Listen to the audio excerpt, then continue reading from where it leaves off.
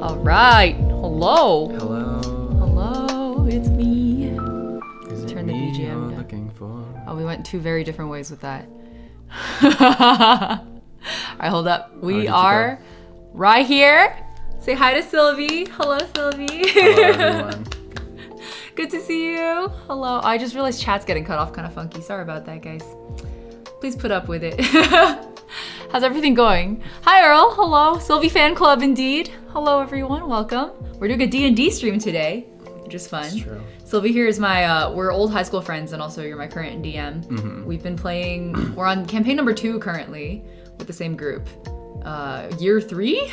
In our 3rd year now? Yeah. Something like that. We started just before pandemic. Yeah, and so because Sylvie's really overpowered and DMs a lot of D&D, I've always just depended on her for character creation. So I don't know how to create a D&D character because every time I need to make a new one, she just does it for me. I suspect you know a lot more than you think you do. We'll see how that goes. Today will be the moment of truth. Today we will find out. So yeah, we're gonna make a character together because my last one needs to be retired, so we need to make a new one for the same campaign. And you guys get to follow along, and because I'm a newbie and maybe a lot of you guys are also newbies, we can learn how to make a D&D character together. I think it'll be fun. That's true. Yeah, it'll be like a how-to. This is a D&D character creation how-to guide for me, but also for you. Oh my god. I'm your fellow student and host. Student and host. Ninjash, happy 19 months. Thank you. Good to see you. What edition of D&D? We do 5e. Yes, that is a pretty This is a important 5e question. house. This is 5e. Yes. All right. With some personal modifications, not large ones. Or else we come in it, but... Would you like to do a quick self-intro? Yes. I just gave my relevance to you, but not yourself. Hello, I'm Sylvie. I know Ying from way back. We play D&D together, and I spend too much time playing video games. That's my self-intro. Currently, you're very into Destiny? Yes, the new expansion came out, and some people don't like it, but I like it a lot. You can go very fast in it, which is one of the most important things. Oh my god. Someone made a Twitch account to say hi to me. Hello. Thank you so much. Made a Twitch account. Hi, Manak. What's up? Good to see you all. Okay. If you guys have any questions as they come up, put them in chat, and I'll try to keep an eye on it. But yeah, where should we start? What's the... Since this is like beginner friendly, we should probably start with what is D&D. Wait, how about, okay, let's run a poll and see like how familiar everyone is with D&D first. Oh, that's a good idea. Okay. All right, you guys ready to vote and out yourselves? Ying starring as the audience self-insert character who gets everything explained to them to introduce us. I'm Paimon. Today I'm Paimon. Hi everyone. I'm Paimon. Unfortunately, this is not a exposition about the campaign setting. Nothing stream. at all. A little bit. Oh wait, I want to do like a little bit, but I've never played. Oh yeah. Yeah. So nothing at all. A little bit, but I've never played myself. I've played a little. I've played quite a lot, and I'm an expert. All right, there's our poll. Oh no, it's right over Sylvie's face. Let me move it. I'm sorry. I'll just sit here. No. Okay, y'all. The poll. I guess you're still kind of behind it. Go ahead and Answer put the your... poll. Yeah, I'm an NPC today, Earl. Oh, left is right on this. Vix, hello. You like Destiny 2, but it's a big burnout inducer. It is? It is? Yes. Thankfully, ADHD means that before I get burnout, I get interested in something else, and then I just come back. The fixation shifts before you can burn out. That's yes, real? that is correct. Vic, hello. Good to see you. Yes. All right. Thank you everyone for telling us. Okay, I had a suspicion that everyone was gonna mostly land in the like, I know a little, but I've never actually played kind of camp. Because I think there are so many like streamers and podcasts now that do D&D. Mm-hmm. So you just get kind of exposed, or everyone has like a friend who plays D&D, so you kind of naturally hear about it. This actually looks like quite the standard deviation. Quite the standard deviation. We love a good bell curve. If we examine it. Nerd alert. I failed stats, by the way. Meanwhile, I was the best student in my stats class, but I don't remember crap. We have a few experts. How many? We have one expert. Yeah. Oh, we should have created a section for I'm stuck in DM hell. Mochi, yes! I'm a very happy Pothos. She's like on the ground right now. I need to trim her. I've been putting it off. That Pothos could be a D&D character or NPC. Give them a name, stick them in a place, give them a voice. Is the point you're trying to make that anything can be a D&D character if you put your mind to it? Yeah. Okay. And if the DM allows it. And if the DM allows it. Very important. Never challenge your DM, by the way. Actually, you should always challenge your DM. Well, no, but don't disrespect your DM. Challenge your DM, don't disrespect them. Maybe that's a better way to put it. Yeah. My goodness. Ask them the hard questions, like the name of everyone you come across. This is my endorsement to ask your future DMs the name of every person you run into. Our current favorite NPC in the campaign is Rihanna Keeves. Renu Kievis. Renu Kievis. Yeah. All right, I'm finishing the poll. It looks like a very standard deviation looking bell curve, but a little bit, but I've never played myself at 41.2%. Perfect. Thank you all for weighing in so we know where to start. So that's awesome then, because then you can do your little... Okay, so Sylvie claims that she can explain D&D in 2 minutes. So Are we starting a timer? I'm going to set a timer. All right. Hold on. It might be a little bit more or quite a lot less. All right. We'll see. I wonder, have you practiced this? No? Yes. You have? Not intentionally. Oh, just because you have explained. I've tried to explain it in as short a time as possible before, but not timed or like under 2 minutes. Okay.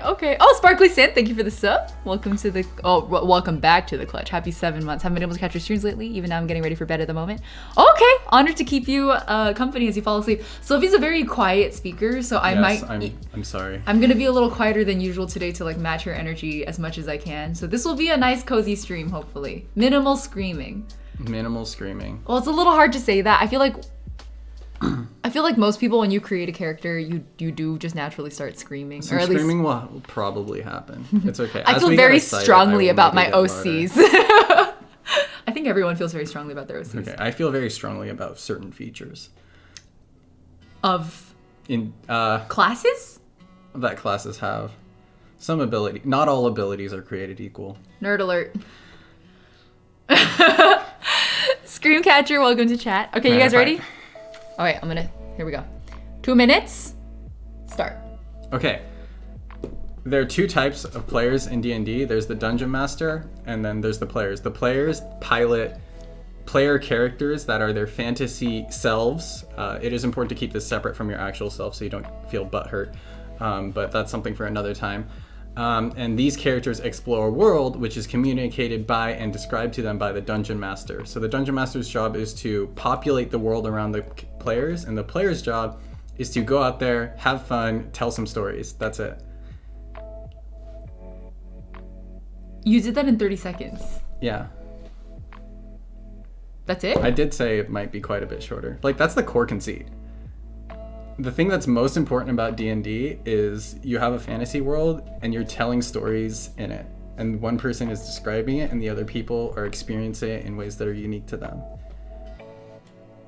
I cannot dispute that, and yet I still feel like it is oversimplified. If you keep this in mind the whole time, D&D will actually be a lot easier to play. But also there's so many different play styles, right? Like the fact that you didn't even mention combat. Yeah. Whereas, like, we all know there are, like, combat nuts. Yeah, a lot of people do like combat a lot, but the people who play D&D for, like, hours and hours and years, like, usually end up being the kind of people who, like, they care mostly about the storytelling. And combat is part of that storytelling, but it's only one, and often this is a direct quote from a famous D&D YouTuber, but, I forget his name, but it's combat is often the most uninteresting resolution to a conflict. I like that. That's very accurate. Yeah. Yeah. I'm also just thinking we have a sister D&D group that you were a player in for a while. We're a sister group because we share a lot of players, and the DM has guested in our, I guess, campaigns and one-shots also as a player. But the sister group, I always love watching them. They get really into the characters to the point where I watch them count down to their next D&D session. Yeah, it's very I watch crazy. them on Twitter like 36 hours until D&D. They have they've successfully managed to inherit the most hardcore players out of our group. That's true. We had like a session where we played every day for 3 days in a row, and I, mostly normal person, at the end was like, wow, that was exhausting. I don't want to do that again for another year. And then the others were like, the so-called abnormal people were like, wow, that was great. I'm so tired. Let's do it again tomorrow. The fact that you just referred to yourself as normal is already all I need to know about how unhinged that group is. Yes. But they be telling stories and having a good time. Yeah. Yeah. Oh, Yukito is saying it's 100% true. My favorite part of D&D is getting out of combat via character bullshit. Great stuff. That is true. Yes, escaping combat via bullshit. Mm-hmm. Spicy buttocks brings up a good point. Oh my god, spicy buttocks brings up a great point. I like usually when I'm just sitting here alone streaming and I read people's weird ass usernames, it's just whatever, right? But when another human being is sitting here and I just went, spicy buttocks just brought up a really great point. Thank you, Spicy Buttocks. That was a really great question. And I'm glad Let me read the up. question. I heard a huge problem with D&D is that a lot of people have main character syndrome and forget that it's a cooperative type of event. Yes. That happens especially early on, sometimes with newer players or sometimes with younger players especially, or people who read too much trash manga or anime. But it's something that a lot of people can grow out of. It's something that can be talked about because it is a group. Like especially if you're playing with your friends and someone like has main character syndrome, like you can talk to them about it. And on the other hand, every character, like you want your characters to have their moments. So good groups, and a lot of this I think is the mark of a good DM, their job is to give each character their moments and try to like make sure like it's not like, oh, no one's ever in the spotlight, but like everyone has their time in the spotlight. And then sometimes you can also have groups that are like, oh, we're all in this together, sharing the spotlight. We're all in this together. It's a great transition point though, because the reason I need to create a new character today is because my last character has resolved his character arc. Thanks to our DM's work here. Yes. Basically the ending of his story is he essentially invented garlic bread in the world of our Sylvie's like, I guess, I don't know, continent is called Accurate. Yes. In the land of Accurate, my character, his name is Hopper. Wait, Flipper. I do the same thing all the time. Sorry, I have brother characters and we always mix their names up. Flipper invented garlic bread. He was granted through arcane and holy knowledge the ability to cast summon garlic bread, yes, which previously did not exist. Summons garlic bread from the garlic bread dimension, and so now it's his party trick. He hands it to every NPC he meets that he likes, and they go, "Whoa, what's that?" And he goes, "It's garlic bread."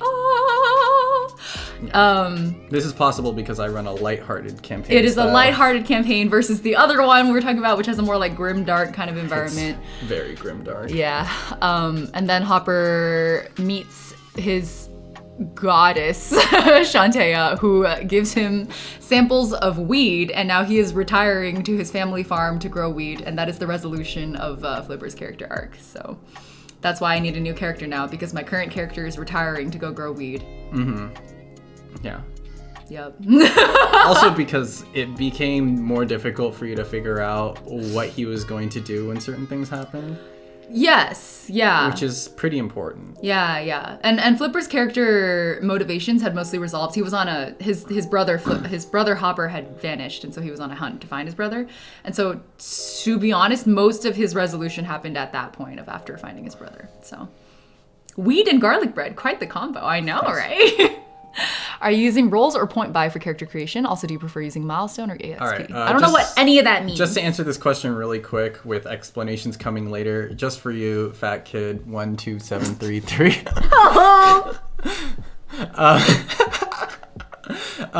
We're gonna be using rolls because I like rolls. I have a very kind way, I think, of using rolls, and I prefer milestones because XP encourages XP farming. Even the best characters can like begin to look at things as bundles of XP instead of like things to interact with. What are some examples of lighthearted campaigns? I will probably answer that question later. As we go. Yeah. Should we jump into it? I have a hand cam set up here. Hold on. Yes. Hold up. Okay, here you go. So here's, well, this is my teacup. But let me move my keyboard out of the way. So this is our character creation sheet. Should I zoom in a little bit? I feel like it's a little teeny. Yes. It's a little bit teeny. All right, hold up. The camera quality might not be too great if I zoom it in too much. Okay, but... well, you fixed that. Lighthearted things that happened. We had a session where all the characters just got baked around a table and relaxed, and thankfully that was fun. Everyone told me at the end of the session that they were super chilled out and ready to go to bed. So It I was think extremely, it was extremely very successful. fun. Yes, very successful. I feel like that's kind of fuzzy. I just realized. It's a little fuzzy. Yeah, but it's also, I think, hard to get any camera that would do better. I might be able to switch to this camera. If you answer a few more questions, give me like 3 minutes. Yes, give me questions. Quick! Fire away. Let's see. Actually, or I could discuss point buy, which is the thing we're not going to be using. Man, I looked this up on my phone, and then I specifically left it in the other room so I wouldn't be distracted. Point buy is a stat system in very short words. Sorry, I'm laughing at a comment. What's the comment? I can't see right once now. again, from our good friend Spicy Buttocks. I saw a post that said there's no winner in D&D. You are so wrong. The winner is whomever can make the DM create the most new rules. That is certainly a way to think and be, and I cannot say that it is incorrect. The only incorrect way to enjoy D&D is a way that disrespects the players and friends around you. And as long as you're respectful of them, then you're probably doing it correctly in some sort of fashion. But it's certainly fun to make the DM create new rules. Fortunately, I usually don't have to. Do you have any favorite systems besides D&D that you like to play / run? Okay, I'm not going to describe any of them, but if you know, you know. I've played Blades in the Dark. That was super fun. I've played Call of Cthulhu. That was really fun. All our characters died and we went insane. And also... Wait, the Candles one that you told us about. Yes, and 10 Candles, the one-shot horror tragedy game where you have 10 candles and you burn character traits away as you play through the night and guide your characters to their inevitable demise. We've already agreed to do it, like we're going to do a camping trip or something and make it happen.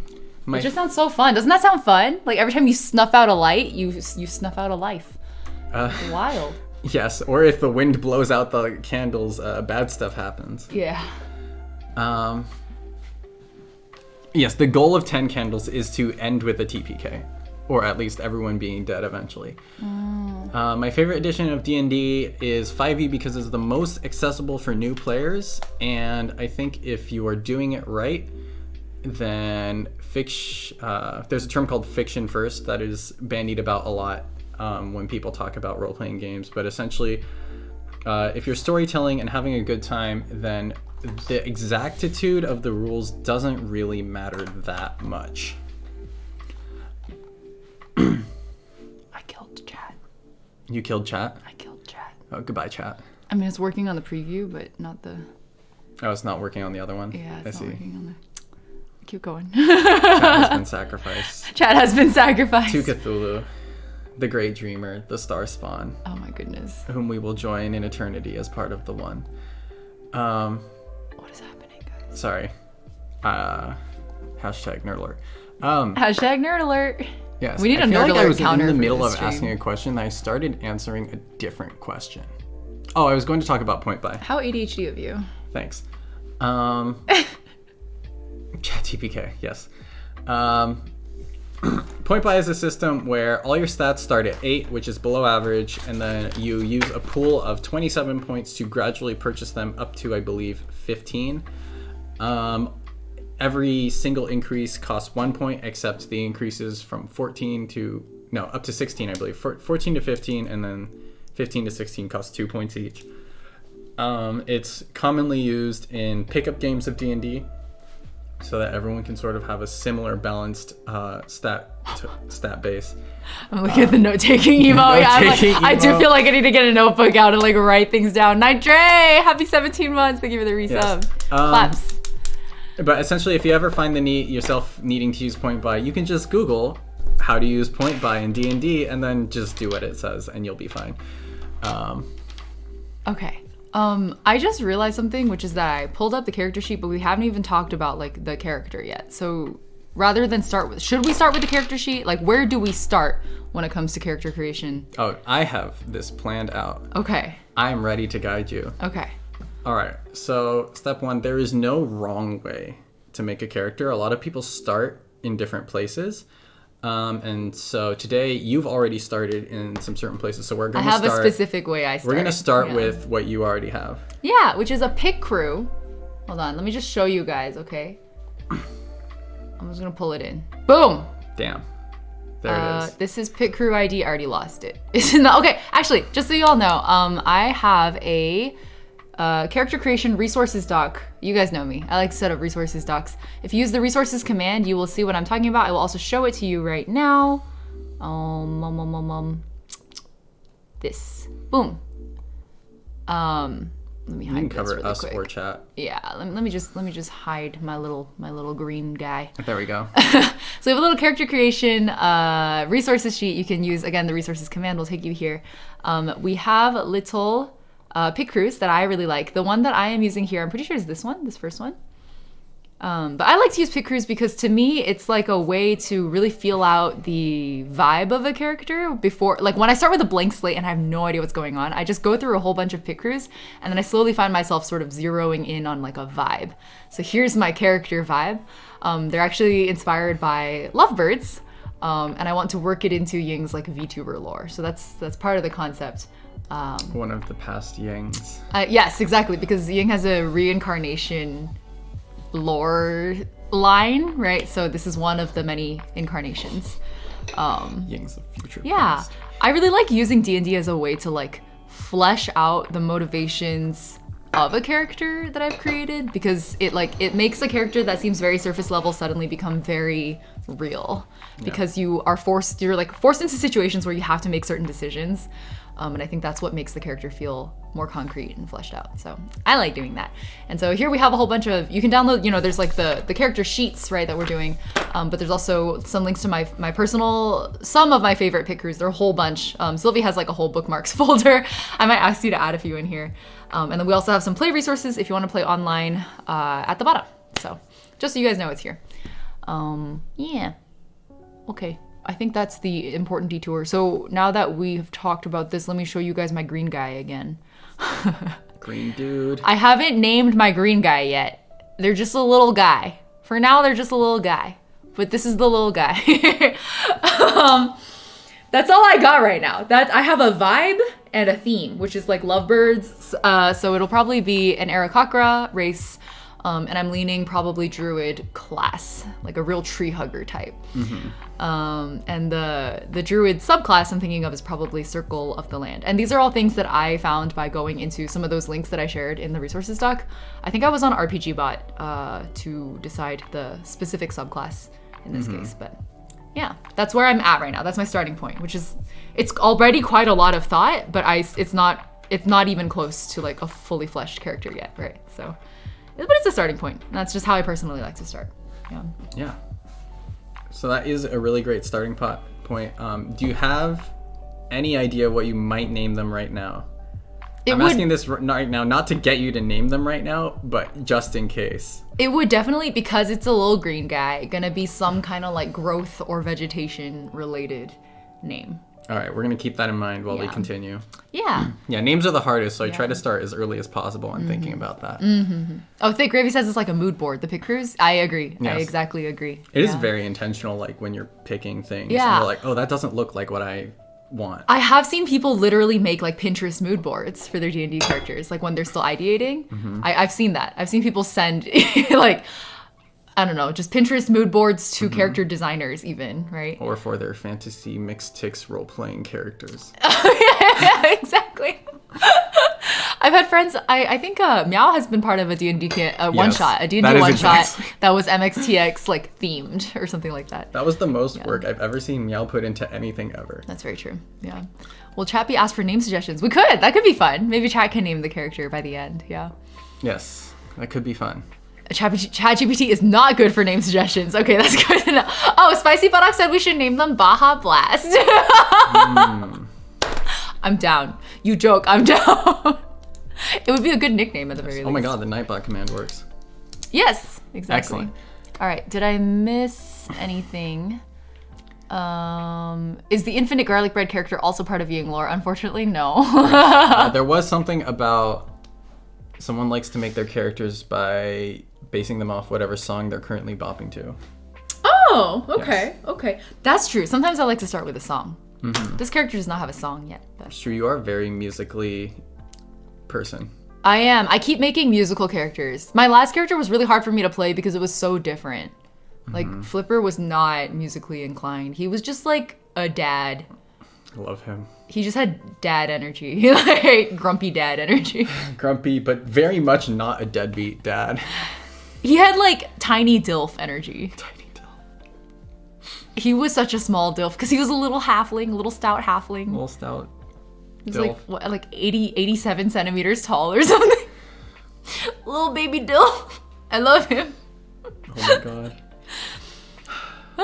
He was a Santi, I hope by the end of the stream it'll get you. He was a good not kid. Oh, Not he a was kid. certainly not a kid. Such an old. But I feel like his character development was that he loosened up, right? By finding Hopper and like interacting together with him. Yeah. A lot of it was like rediscovering playfulness. Little DILF man, exactly. Yeah.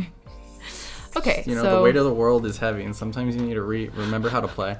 yeah. Little a did you quote? know that this is actually a philosophy stream. D&D is a metaphor for real life. Actually, it's not. Please don't take it that way. All right, so that's our starting point. To reiterate, I have some pig crews that I've done. I've included one of them in the corner here. I don't have a name yet. I have a theme, I have a class, I have a subclass, I have a race. So that's all You've we're done at a right lot now. of the work ahead of time.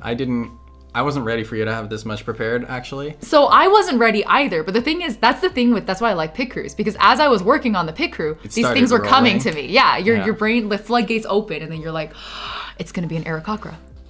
That means I have to choose a bird. Lovebird. All right. But if you really, really don't know where to start, and you don't have any like special way that you want to start, or if you already know almost everything, it's pretty much the same. We're gonna start at the top and work our way down into the right. Okay. Start at the top. Character name I don't have. Yes.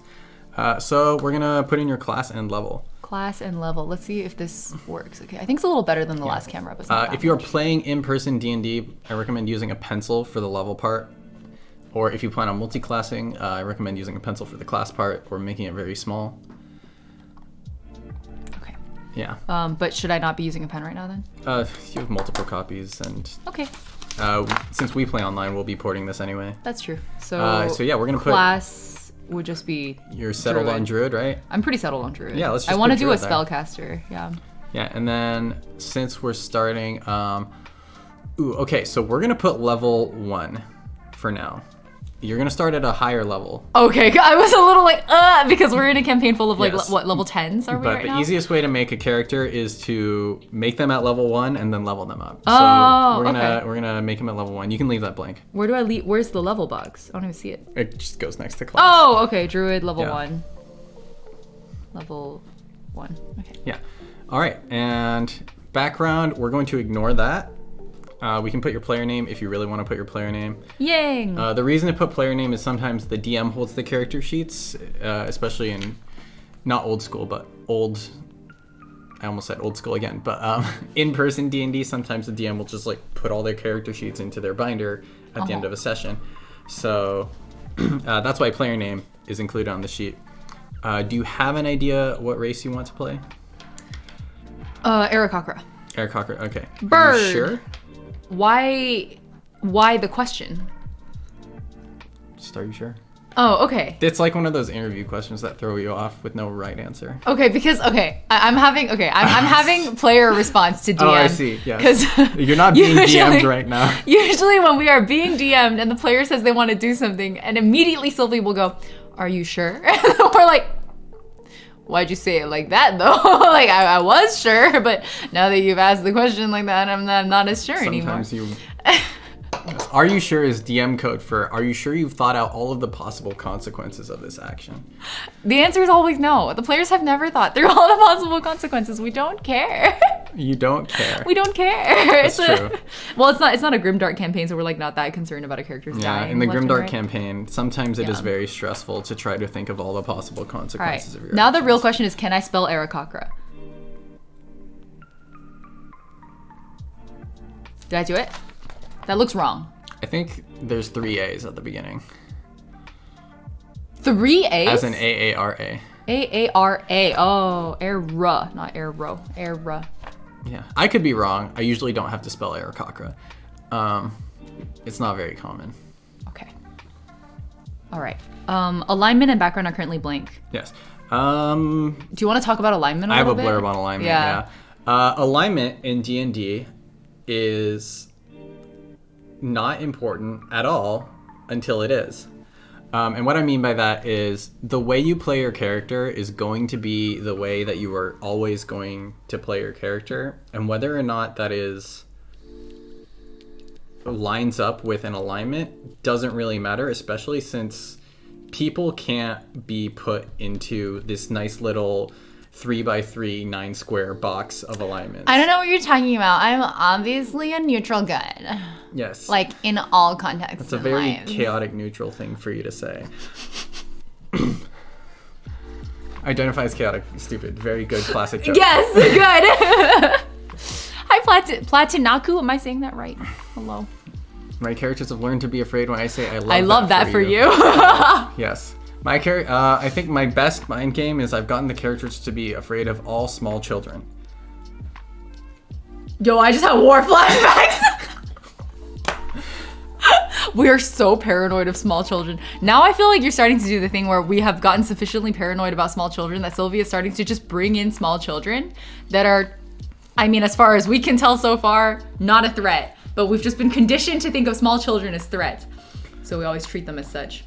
Yes. Terrifying. One of them was a literal demon. Yes, that's correct. That was horrible. That one I trusted at first. Oh, yeah. I liked him. He was cute. And then he was Sweet, a sweet demon. Roman. I miss Roman, to be honest. I feel bad. I feel regretful for how we treated him, but he was a literal demon, so... Yep, he was. Chaotic Entitled? Yeah, that was my first self-created one-shot, actually. Roman? Yeah. The Monroe... What do you call it? The Monroe Slasher. The Monroe Slasher. Do not trust children you meet whose names are Roman. Yes. But back to the alignment blurb. Since people, and therefore your characters, cannot be fit into your nice little boxes, I tell characters to leave alignment blank. Because trying to force yourself to play a character in those boxes is more restricting than it is helpful. That said, there are spells in D&D that detect alignments, and in the case where one gets cast, usually in this case, if an NPC casts it, because if the spell exists, it would get used at some point. If the spell gets cast, then I would just ask the player, like, what alignment do you think your character is right now? Right now. And I still wouldn't have them write it down. I'd just be like, right now, like, what's the vibe? Is this your personal opinion, or do you find that many DMs don't have that level of flexibility with alignment? A lot of the DMs I talk to don't really they have strong feelings about thinking that alignment is constrictive, but they don't really be like, oh, don't write it down. They just sort of never talk about it. Oh, okay. But like that spell has to get cast for it to really become important anyway. All right. Julian, happy 22 months. Thank you for the resub. Hope you're enjoying yourself there. The amount of lawful good paladins I've played with that go murder hobo mode. Right? Because they think they are lawful. They're following their code of laws, and they think they're good. Right? You've encountered a lot of them in your current campaign, That's actually. Very true. Right? Very true. So, yeah. And are these paladins actually lawful good because they think they're good and they're doing things that seem morally correct while they follow their code of laws, or are they actually lawful evil? If someone were to cast Detect Alignment on a character like that, how would you have responded? How would you have responded? If you're piloting that character, It No, would, if it's an NPC. Like, we've met a lot of NPC characters that are like, they probably think they're lawful good. It would be dependent on the perspective of the caster, because the caster is going to see what they want to see. So if the caster was that person, they would see like the alignment that they would think they are if they were that person. Oh, so like Flipper, if he cast Detect Alignment on one of those paladins that we're thinking of, would probably think that they're see... lawful neutral or lawful evil. Interesting. Okay. Yeah. But like if one of those paladins cast one on their teammates, they would think they're lawful good. That's how I would run that. You can tell me to scale going from murder hobo to cinnamon roll. Murder hobo to cinnamon roll. Yes. It's just an alignment, just like IRL, we have a certain way we act on default. Does not mean that we can't act differently depending on the situational context. Exactly. That's Personality correct. is flexible, as is alignment. Though I will say lawful to chaotic is a lot easier to place than good to evil, because good and evil is a lot more subjective than lawful and chaotic. That's real. That's real.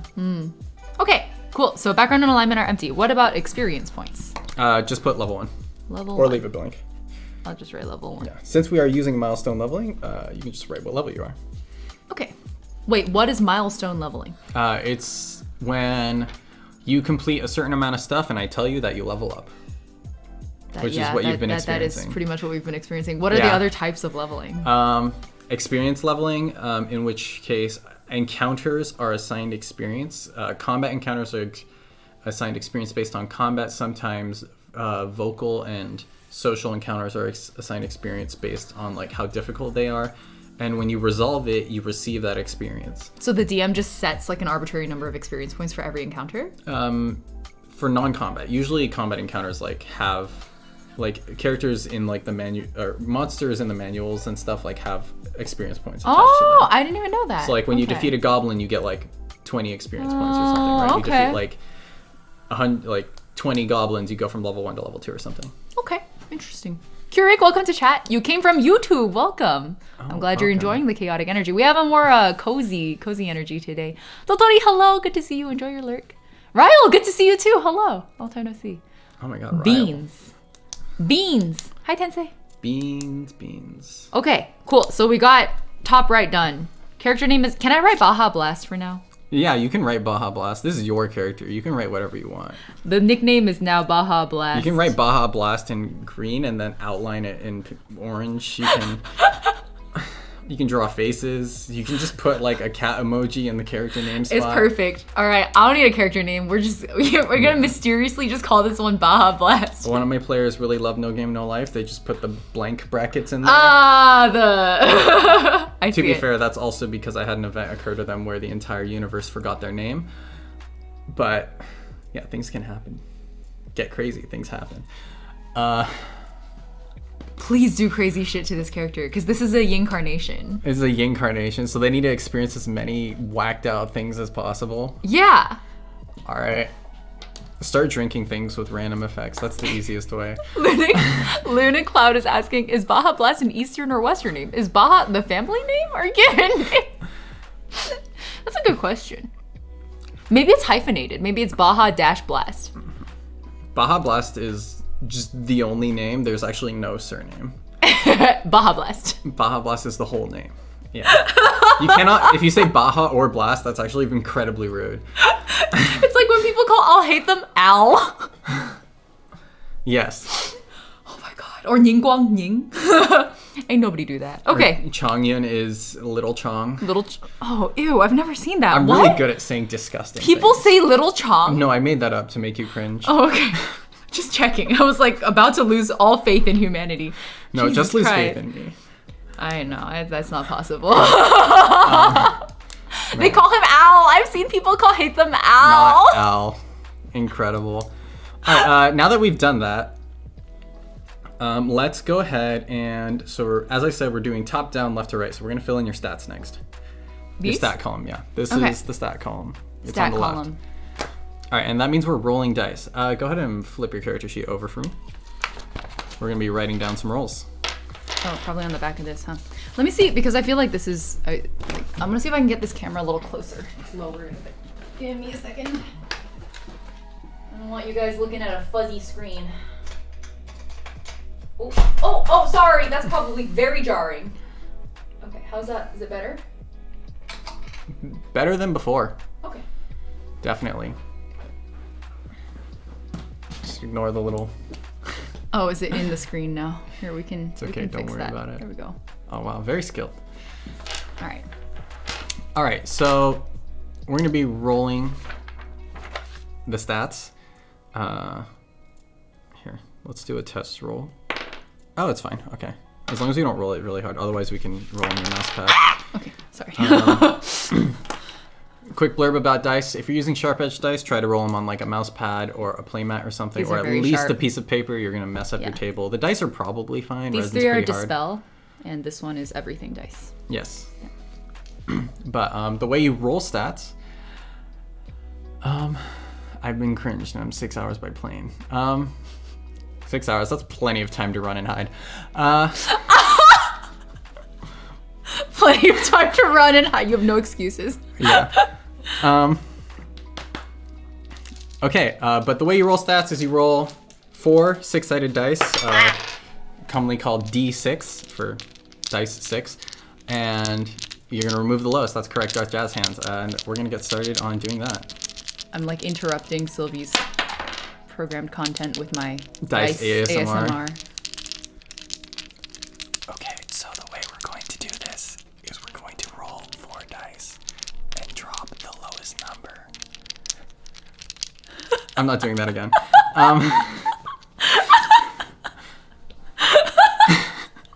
I think you could. Stop, please. I think you could run a whole stream with just like random dice noises and whispered D&D instructions. You can play whisper D&D while rolling dice There you as go, your there you go. background noise. Please don't. I'll do that as a one shot.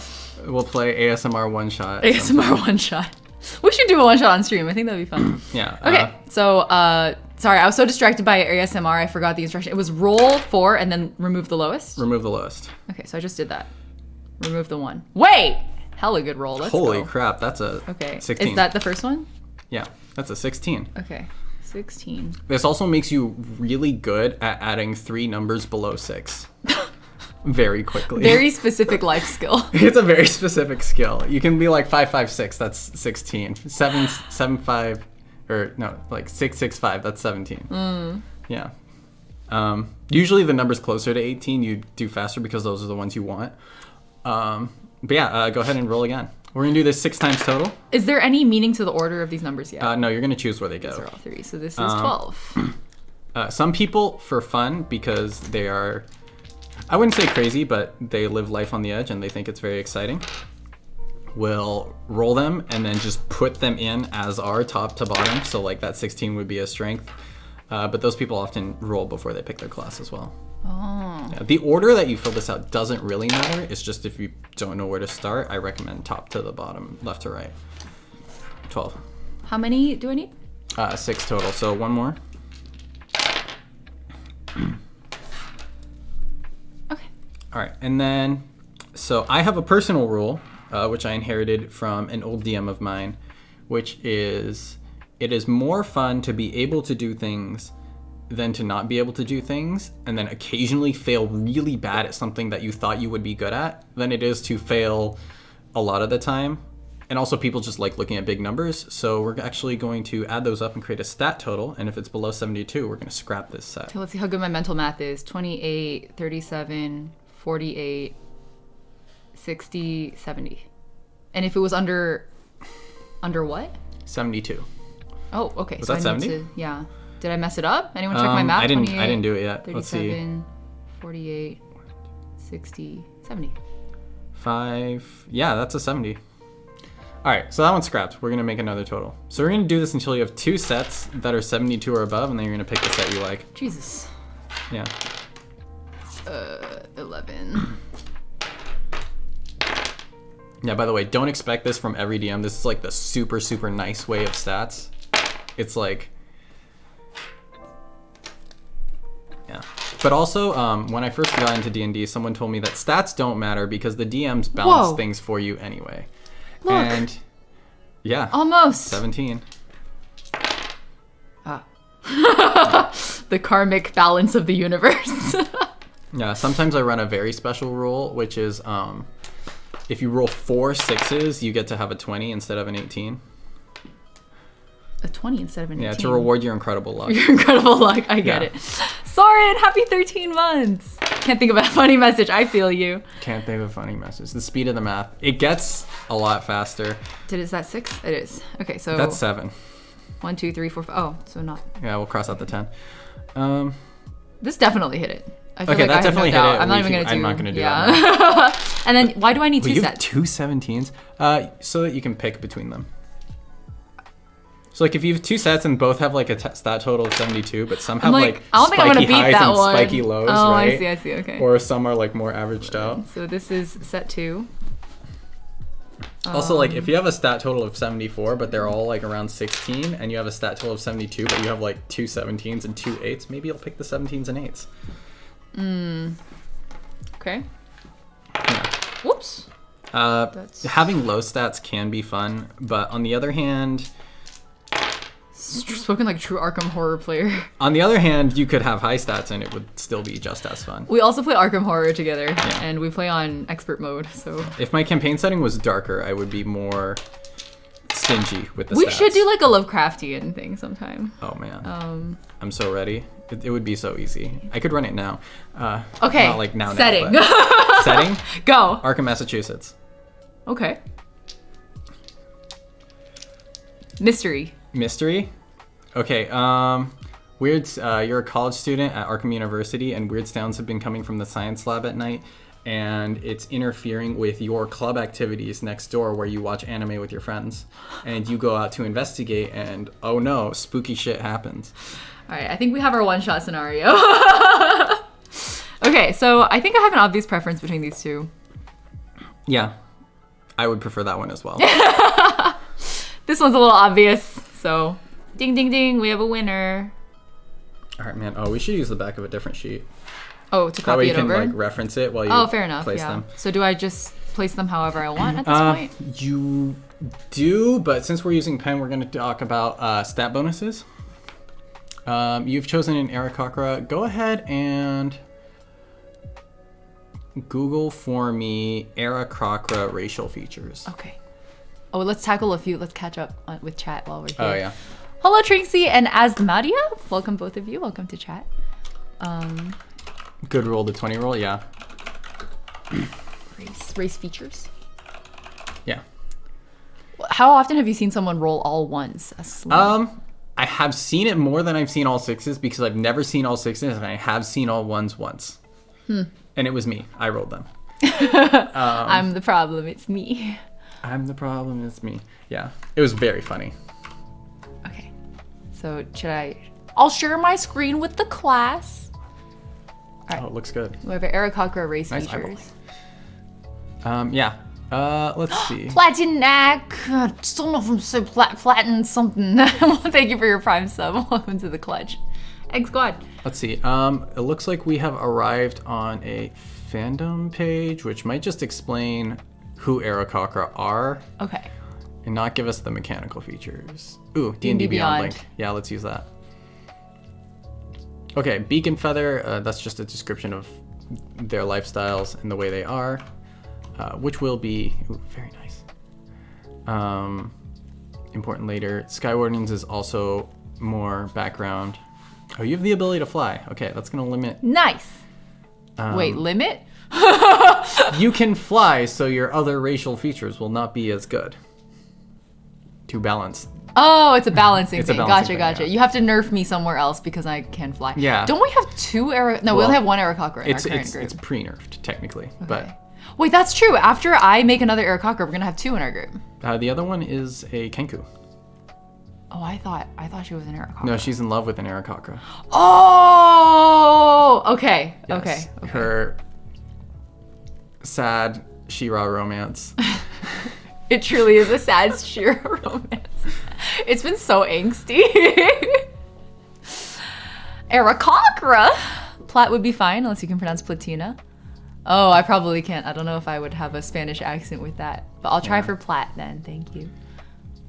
Okay, so what is all this like beak and feather skyward stuff? These are guidances on the ways Aarakocra tend to be in the D&D setting. Okay. So we can just ignore it all. Okay. Avian mannerisms. What are you looking for? We are looking for, keep going. Aarakocra Traits. Oh, here we go. All right. The ability score increase, ignore that. Why? Okay, this is a thing. It's like a community thing.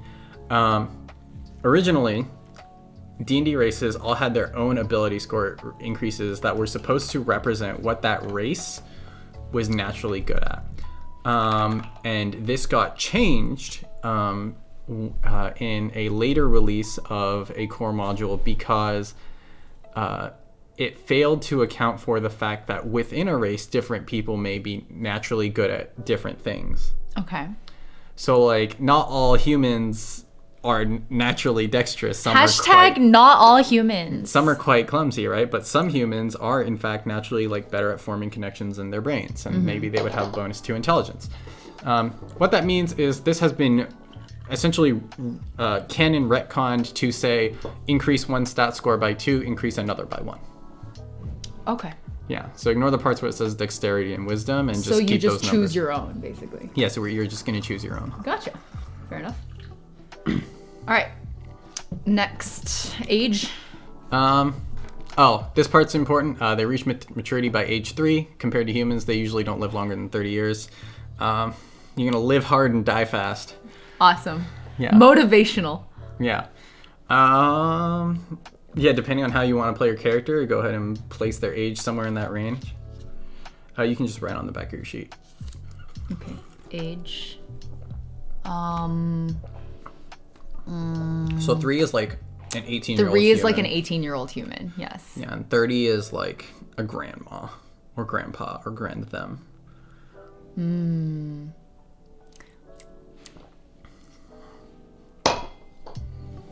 They are a youngster, so let's go with...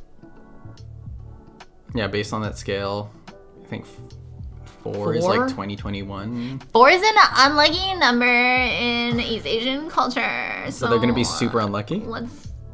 Or you could pick 5. 4. 4. To be unlucky. Here we go. Let's go. I like that. All right, alignment. We're going to ignore that. Actually, let's read it so that we know about the general theme for other Aarakocra. Wait, what's Linda Cloud saying about what sounds terrible with a race that should have hollow bones? Biologically speaking, should have hollow bones. Oh, being unlucky and clumsy? Oh, that'll be a fun... I like that, though, right? That'll be a fun gimmick. Always has a broken limb. Aarakocra do actually have hollow bones. Yeah. Yeah, I remember, because we had a puzzle that we got stuck in. That was a very difficult puzzle. It was horrible. It was it Tomb of Annihilation? Yes, it was Tomb of Annihilation. I still have dreams about it. I did not choose the module. I let you guys vote and you picked it. Just saying. We got trapped there for so long. It was very fun for me to watch. I was like desperate. I thought we were all gonna die in there. Oh, Luna was talking about how to live hard and die young with hollow bones would be, yeah, clumsy would be hurt. I'm liking this gimmick. Clumsy with hollow bones. Living hard and dying young. Well, with hollow bones, it's living harder and dying younger. I'm just gonna write that down before I forget. Clumsy. You're gonna be clumsy? With hollow bones. Clumsy/unlucky. All right. Okay. Tribal leaders and warriors might be lawful, while explorers and adventurers might tend toward chaotic. Okay. Generally good. So if you run into an Aarakocra, they're generally good. Too bad that one that you ran into was the opposite. Extremely evil. Yeah. No dex bonus. Interesting. Aarakocra are about 5 feet tall. Short, but still medium. They have thin, lightweight bodies that weigh between these pounds. Your size is medium, yep. You can just write size medium. Size medium. Yeah, and if you want to write down your height, you can pick a height. You can make yourself a little short. For an Aarakocra, you can make yourself a little tall. You can make yourself right in the middle. 420. Which is actually 5'8". Yeah, it's like 4 feet 20 inches. I guess it could be 4.2 feet, right? Oh yeah, that way. Short. Is it 4 foot 20 inches or? I think that'd be such a bitch ass way to introduce yourself. Hey, my name is Baja Blast and I'm 4 feet 20 inches tall. I didn't know your character was how do we put this? A loose lad. What a dumbass! Oh my god. Yeah. I'm doing it. Okay, they're 4 feet 20 inches. 4 feet 20 inches. Man, you're gonna introduce this character to your compatriots, and they're going to wait. You're gonna waste the entire first 40 minutes of the session laughing, which is honestly, I'm chill with it. This character is just Taco Bell. I heard the Taco Bell gong sound go off in my head. Thank you very much. I live and breathe memes, and I hate it. Help. Speed. Your base walking speed is 25 feet. Ha! You fly, so you're nerfed. Walking speed. Okay. Yeah, but on the other hand, you can just fly. But what's always. flying speed? 50. What's the point? Yeah. Okay, flying. I mean, there are situations where you can't To use fly. the speed, you can't be wearing medium or heavy armor. Which, good thing you're a druid. Okay. Oh, why do you say that? Druids are not incentivized to wear medium or heavy armor. Because we're spellcasters? Yes. Okay. Fighters are flying be incentivized to wear faster? heavier armors, as are paladins, not barbarians. They have skin armor. I forget what it's called. All right. Oh, hello, Blue VTuber. Welcome. Hello. Okay. So we got size, speed, flight, talons. Yes. Okay. Talons. Yes, we've arrived in the features section. So go ahead and sorry, I'm just gonna flip this for you. Okay. And in features and traits, we'll show this to them later. Okay. Just go ahead and write talents. Okay. Should I disable this or? Common air. I'll remember that. Yeah, you can disable it. Okay. Gonna move my little green guy too. Here, little green guy's gonna come hang out with chat. Okay. So, wait, I was writing what? Features and traits is the rightmost bottom box. Just write down talents. Okay. At the beginning. If you want to, you can write down what it does. But for now, just remember that you have them. I have talents. Yeah. I don't know how we're gonna go in space. Why did the rest of this not go into the features and traits box? Because features and traits is like abilities. Oh, okay. Yeah. Dark vision goes there because it's like an ability like trait, right? Oh, okay. We're also going to go to your languages box because that is something you have that from is Aries. specific here. That's the bottom left. Here we go. And other proficiency in languages, they were Common, Aarakocra, and Orin. You have it on the side, I see. Yes. Common, Aarakocra, and Orin. Yes. What is Orin? I've actually never heard of it. Orin is the language that air elementals and air genies speak. Oh. Yeah, so you know the language of the air people. Air people. And also specifically So like an Aarakocra. Aragonasi would also... Yes. Okay, interesting. 3. Yeah, I'm 25. Oh my god. Young and chipper. Jesus. Oh, yeah, 25. What I wouldn't give to be 25 again. It's halfway to 50, which is halfway to 100. Just saying. Okay, sorry. What were we doing? Well, we're done with your racial features, actually. Okay, racial features done. So to recap, I am 4 years old, where like most lifespan, like I'm just gonna make a note. Average lifespan was 30, right? Mm-hmm. 30 years. So essentially the equivalent of like a 20 something, maybe early 20s. They're usually around 5 foot tall. Mine is specifically, Baja Blast is 4 foot 20 inches tall. So don't ask questions. Ying is a grandpa to teenagers now. Yeah, boomer. I'm such a grandpa. Oh my god, I'm like starting to reach the point where I'm like, should I set our server to be like 18 plus only? But I like want to be inclusive to minors, but I don't want like creeps, you know? I don't know. It's a whole thing. Whole other conversation. Okay, size class is medium. Walking speed is 25 feet, and flying speed. Okay, wait. Can you explain the walking speed and flying speed thing? Where is this applicable? I've only ever felt like I needed to know them in combat. But are there other situations? Since your flying speed is so much higher than 30 feet, right? If you wanted to go somewhere faster than your teammates, you could by flying. Is the average walking speed like normally? Average 30 walking feet? speed is 30 feet, yeah. Okay. Usually 30. And that just means that like in one action you can go that far? In one turn, you can go that far, and you can spend an action to dash to go that far again. Okay. Sounds good. Vera, hello! Being young is overrated. I so agree. Being young is overrated. Thank you, Vera. Absolutely agree. It's true. When's the last time you saw Vera? High school. We're having a little high school reunion in chat, guys. Okay. Yeah, let's go back to the other side. And we're going to fill out your stats. And if you could bring up on your browser the Druid Wikidot page really quick. Wikidot. This and one? Then, yeah, and then just scroll down on it. Let me show chat really quick. Yes. Okay. Okay, This is Wikidot. Yes. We're going to scroll down. I want to put my little green guy in the most unobtrusive spot. Sorry. That'll be good for when we come back to this. Baja Blast is so annoying already. Okay. Badger Blast. Sorry, my brain thinks Baja Blast is Badger Blast. Why? I don't know. Okay. Wait, so a quick explanation. What is Wikidot? Okay, this information is all in the player's handbook by Wizards of the Coast. But essentially, Wikidot is the place where, with quick Googles, you can most easily find your class tables, which detail what the class gains when it levels up. It's pretty simple and important. And minor without facial hair, 30 plus with it. Love to see it. Same. I love it. You're the only other person I've ever seen who like responds to chat the same way I do. Where like you're in the middle of a sentence and then you like read the thing and you're still having the thought, but you also read the chat. I don't know, like we have very similar brands of ADHD, so It's yes. I see it happen all the time. You told me that I am your ADHD role model as awful, good. That is. I don't even remember saying that, but I believe it. Yeah. Yeah. Sorry, what were we saying before we read the chat? Wikidot is the table is very important because it shows you how to level up your class. This is what keeps your class, like, you get to keep your features in line. You get to be excited about the new things you're going to be able to do. Mm-hmm. You get to see where you unlock your spells, where you can increase your stats or gain new features.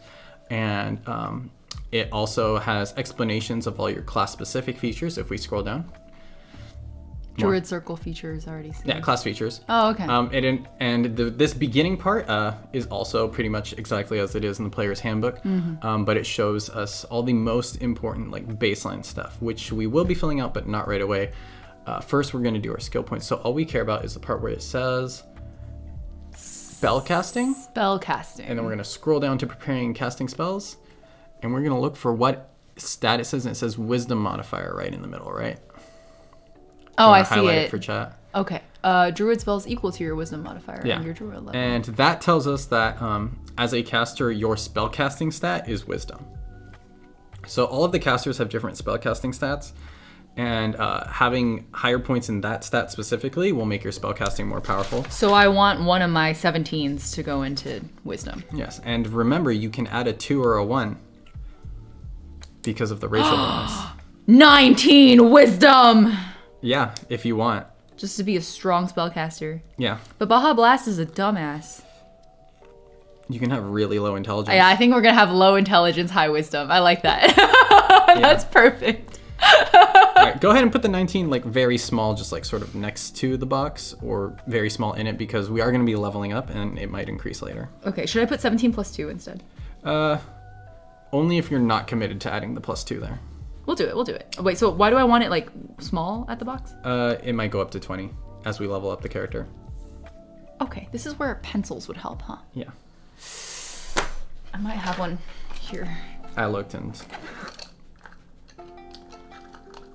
There you go. Oh my god. I don't have an eraser though, so what's the point? There's a crappy one on the pencil. We can use the crappy one. Okay, We'll use wait. the crappy one. Was it wisdom that's the main spellcaster? Yes. What's the term for it? The spellcasting... Your spellcasting stat. Spellcasting stat. So 19 in the wisdom box. Okay. Yep. And then... Whew. What's next? Go ahead and let's look at your other stats, or let's look at these stats, and maybe let's say, what is the stat you care about having the least? What do you want the lowest one to be?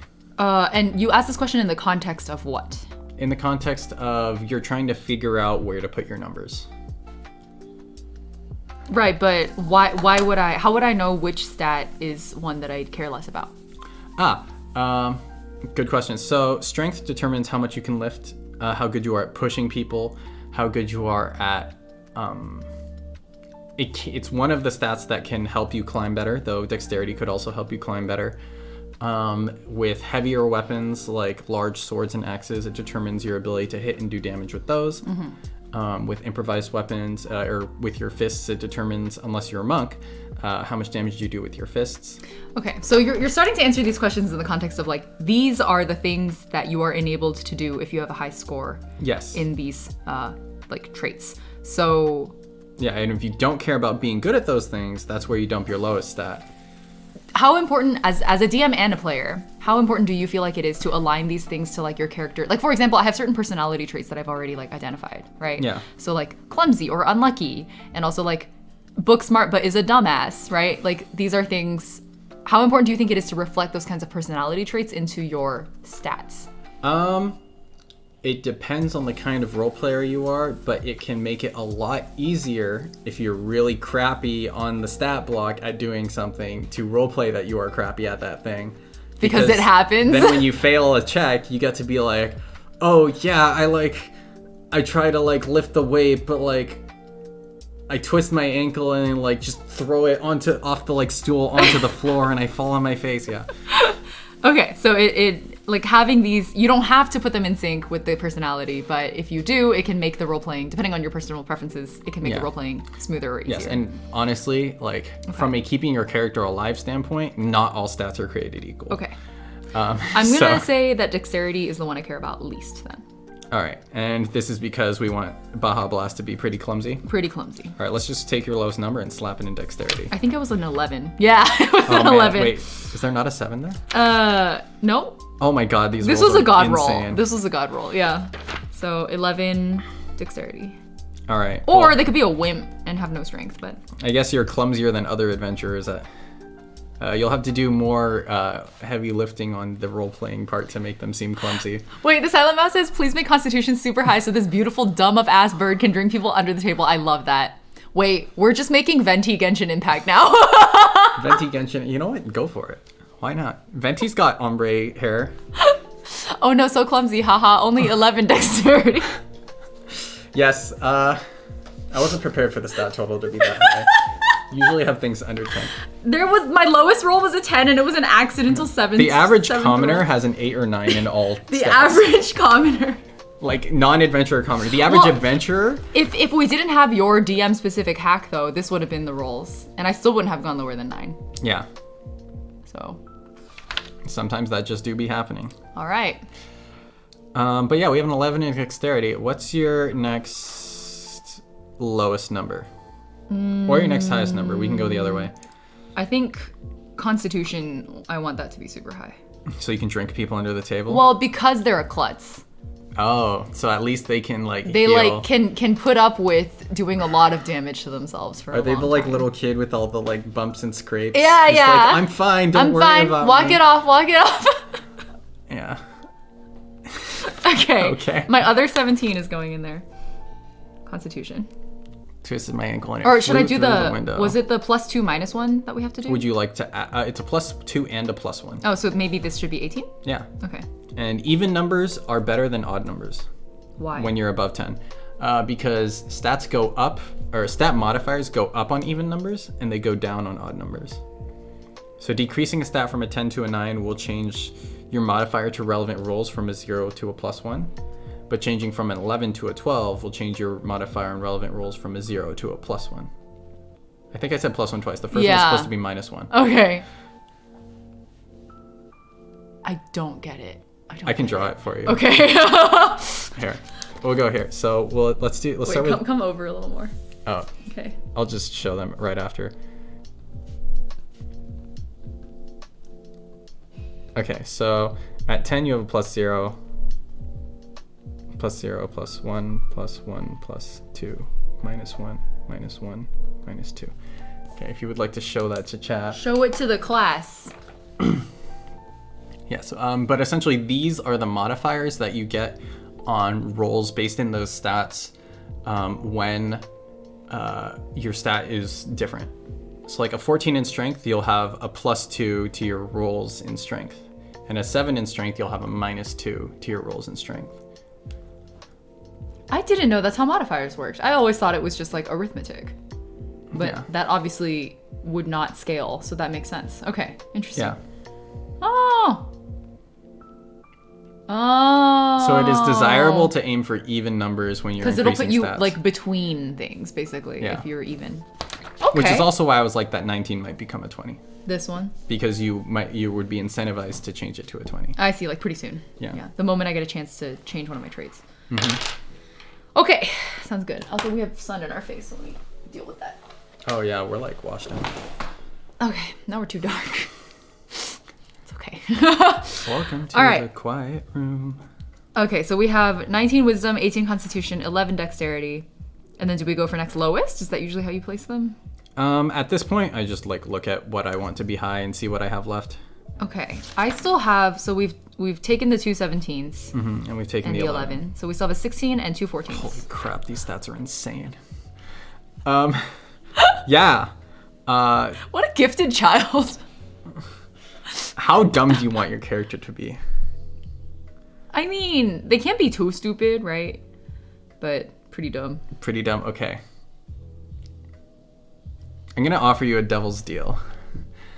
A DM's deal. You can take a 14 and decrease it to an 8 to gain a +1 to your 19 and make it a 20. That is really dumb. Okay, so the proposal is to make this one an 8 and then this one an 18. Yes.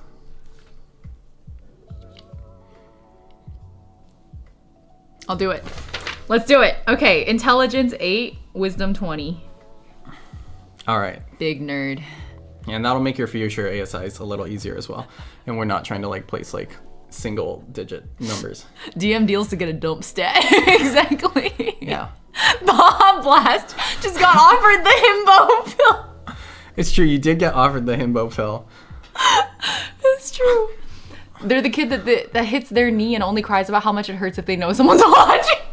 That's also true. Exactly. Okay, perfect. We did the devil's deal. Yes, with these rules, they can't be too stupid. So we have, in fact, forced them to be stupid. Yeah. Cool. And that also takes care of one of those 14s. We can cross that off, the one that became an 8. Oh, this one became an 8, and I already Put it in intelligence. put it in. Okay. All right, so we have a 16, 14 to split between dexterity 16 and and 14. charisma. Or strength and charisma, sorry. We're gonna go 14 charisma, 16 strength. All right. Like high constitution, high strength is I think a very funny thing. This also means it'll be easier for you to carry your friends in flight. Yeah! All right, Don't die. That's because I'm so tall. Because Yes. I'm 4 foot 20 inches. Okay, how D&D works 2.0 in less than 30 seconds. The way D&D works mechanically is you roll a 20-sided die, and your character sheet tells you which numbers to add to that roll to determine how well you did when you attempt something. Those numbers can be determined, they're always related to your stats, and sometimes are determined to specific skills, which we'll be filling out soon, like acrobatics, athletics, or persuading someone.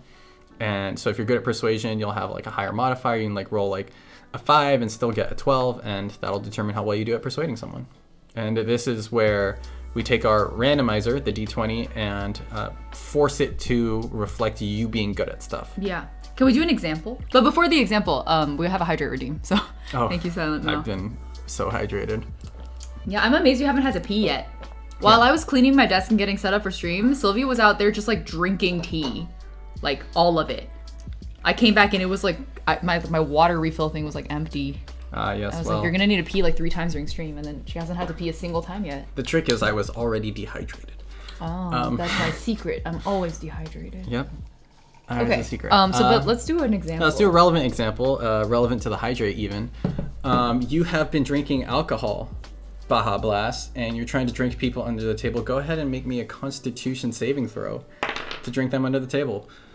All right, so we've rolled is that a 5? It's a 5. That's a 5. What's your constitution stat?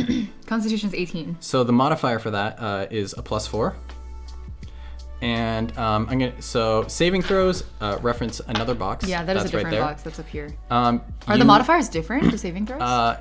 Yeah, so you add your proficiency to 2 saving throws based on what class you are. I'm just going to tell you right now, druids don't have constitution proficiency, so it's just a +4. Okay. So that's a 9. So I feel like I still fail it at that point. It's just a bad roll. So that's where the beauty of DCs come in, where it's like you are.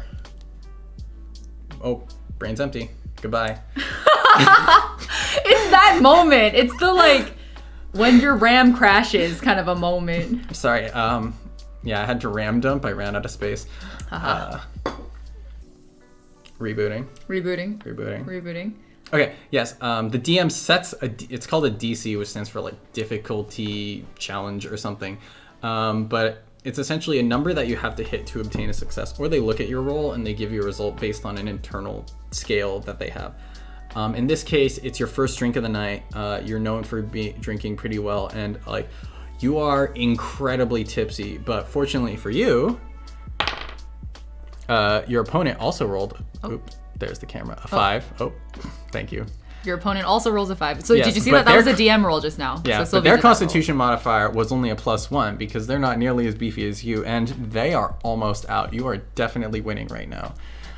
Who knows how this next AMF is going to hit, but you're going to find out. Okay. This is the first drink I thought of. Okay, perfect. That was a whole demonstration. Was that clear for anyone who like hasn't played D&D before? Like, was that scenario clear as to like, I rolled a 5 and then Sylvie rolled a 5 and what each of those rolls Why does meant? that D20 keep rolling a 5? Because fate is a fickle mistress. This is a 17, so yes, and because the dice don't lie. The dice do not lie. Okay. Yeah. So that's our example for that. So wait, one question. Yes. Why is this a +4? Is that this thing? Yes. So these are just set. These are just set numbers. Those are set numbers. So 10s and 11s are like the neutral numbers, basically. Yeah, if you continue upwards, right? I'll have you do it. What's a 15? +2. And what's a 16? +3. Yep. And 17? +3. Yep. And 18? +4. Yep. And 19? +4. And then 20 is +5, right? +5. There you go. Oh, I've always wondered how modifiers worked. Okay, there we go. Yeah. So this is also why, like, as a new player, as long as you have a character sheet, your DM can walk you through everything you need, especially if they're pretty patient. You can just be like, hey, I tried to do this, and they'll be like, all right, that's not an automatic success, so you're gonna have to roll for it. And then they'll tell you to make a roll, and you're like, oh, I don't really know, like, if I'm good at that. They can be like, okay, well, just tell me your score or your modifier. And if you're like, oh, I don't know what the modifier is, it's just like, okay, just tell me your constitution score. And you'll be like, oh, it's 18. They'll be like, oh, it's +4. And then if it's like, none of those are based on con, but like, let's say you're making a medicine check to heal your friend, then they'll be like, okay, do you have the little dot next to medicine filled in? And if so, then they'll be like, well, you're level 5, that's a +3 proficiency, and then they'll add that +3 to your roll as well, and then they'll know what your roll is. And to be clear, when you say the dot is filled in, it's one of these dots and it indicates proficiency. Yes. And I think like I played a bard for a while, and they had like jack of all trades or something like that, and so you could get like half proficiency in everything, which gave you a +1, I think, for everything. Something like that. Yes, I think at your level it's a +2 now. Oh, at Hopper's current level? Yeah, so the proficiency bonus, that's above the saving throws box, that goes up as your character levels up, which means that the things that you were good at, as your character gains levels, you're now even better at them because you are more practiced. Okay, makes sense. Yeah, and it's another way of making you better at the things that you're good at that doesn't rely on stats, but instead on level. Okay, gotcha. And I thought I saw a birthday in chat. Whose is it? Galaxy Evie, happy birthday! Happy birthday to you. I don't know why I said that. There's a really cursed guy who like specializes in doing happy birthday songs on YouTube.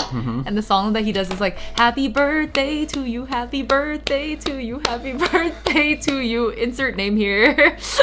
And for some reason it started playing in my head when you started singing that melody.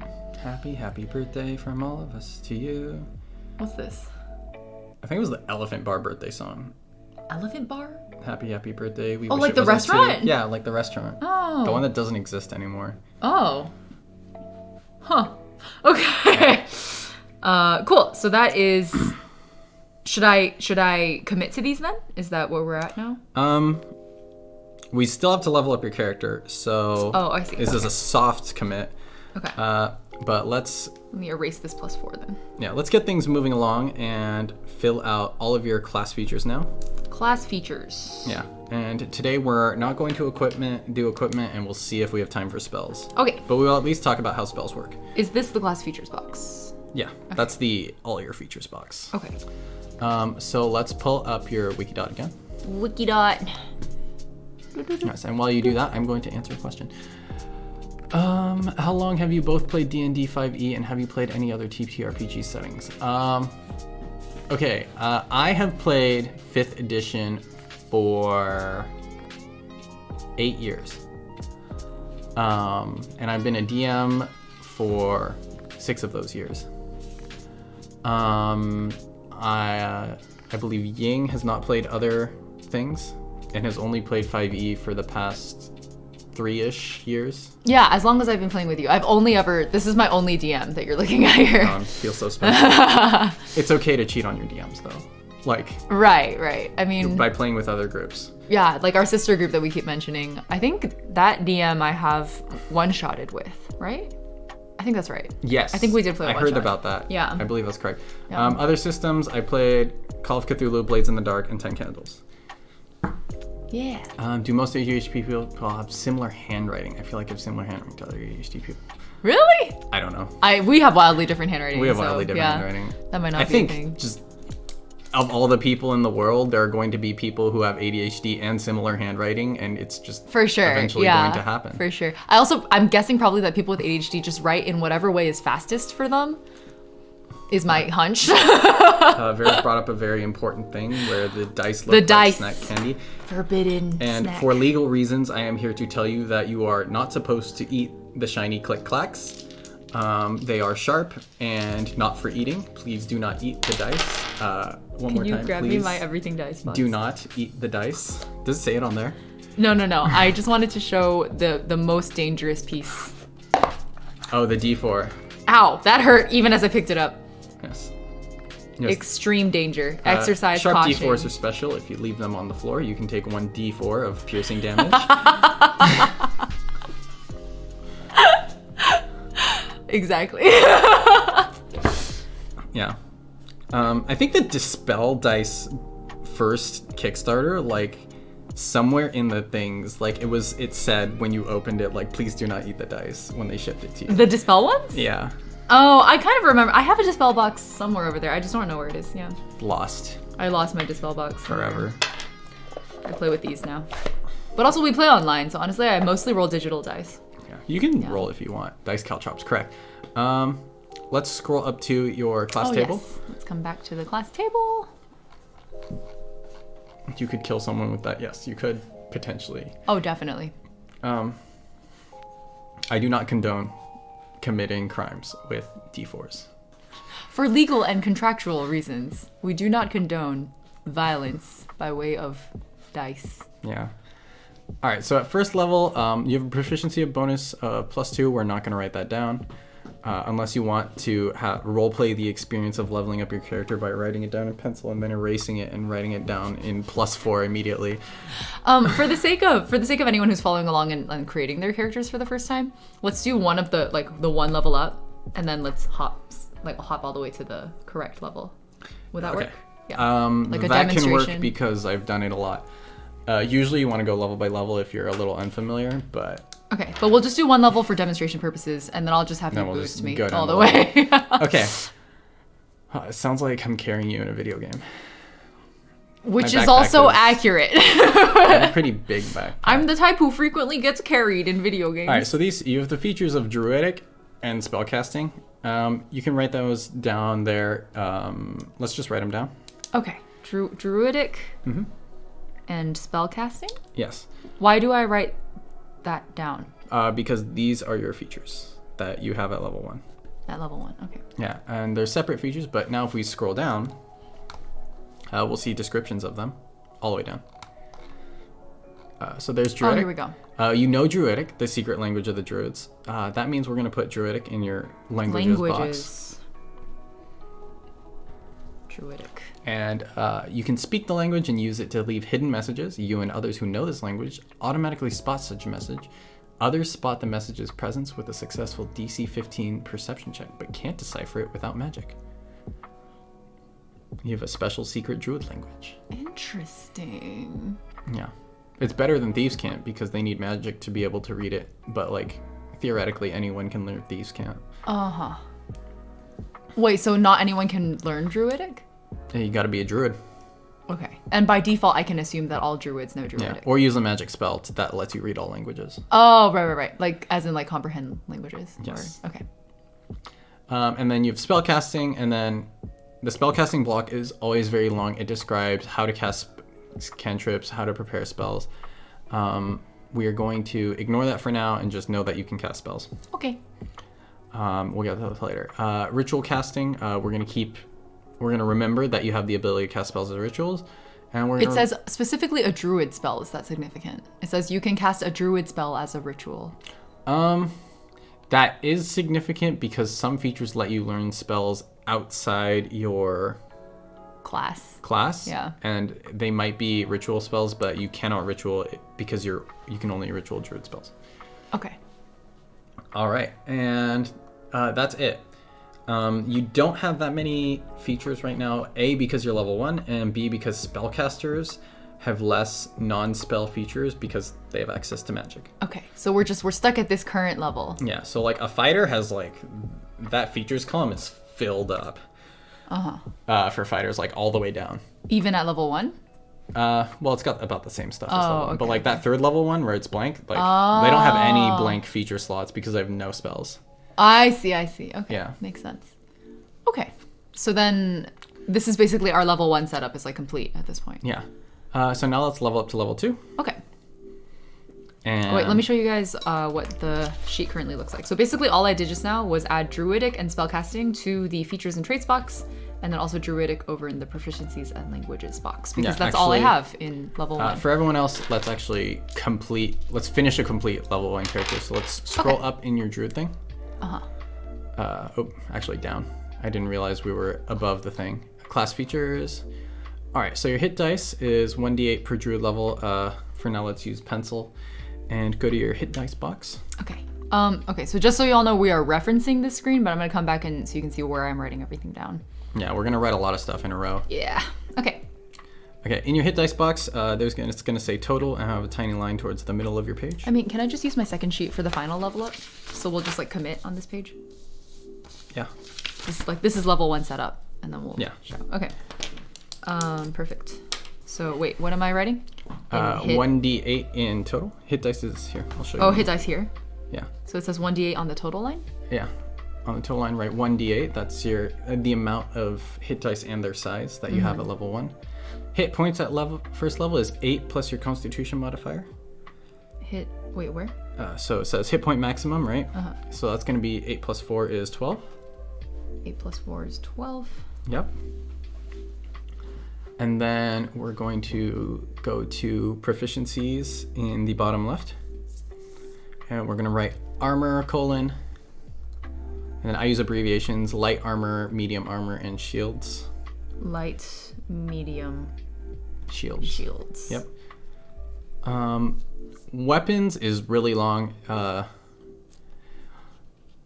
Just write weapons and then write druid weapons. I'm going to say it out loud. It's clubs, daggers, darts, javelins, maces, quarterstaffs, scimitars, and something else. Sickles, slings, and spears. Yes, but we're not going to write all that down. Okay. Realistically, your character might use some of these, and they also highly likely might just never use them. Okay. Go But ahead. like the idea of this list is like these are weapons that I can use. Yes, these are weapons that all druids know how to use and benefit from their proficiency bonus when they try to use them. So if I were to try to use, let's say, a battle axe, which is not in this list, Yeah. I would not even know how to use one. So you know how that proficiency bonus gets added to things you're good at? Yeah. You would add your strength bonus to the battle axe because you're strong, but you would not add the proficiency bonus because you are unskilled. Oh, okay. Yeah. Got it. So this is the list of weapons I have proficiency bonus for. Yeah. Okay. Same way, any really buff dude can swing a sword pretty hard, but not all buff dudes can swing a sword pretty well. Okay, fair enough.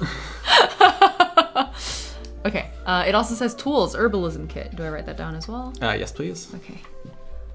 Tools, herbalism kit.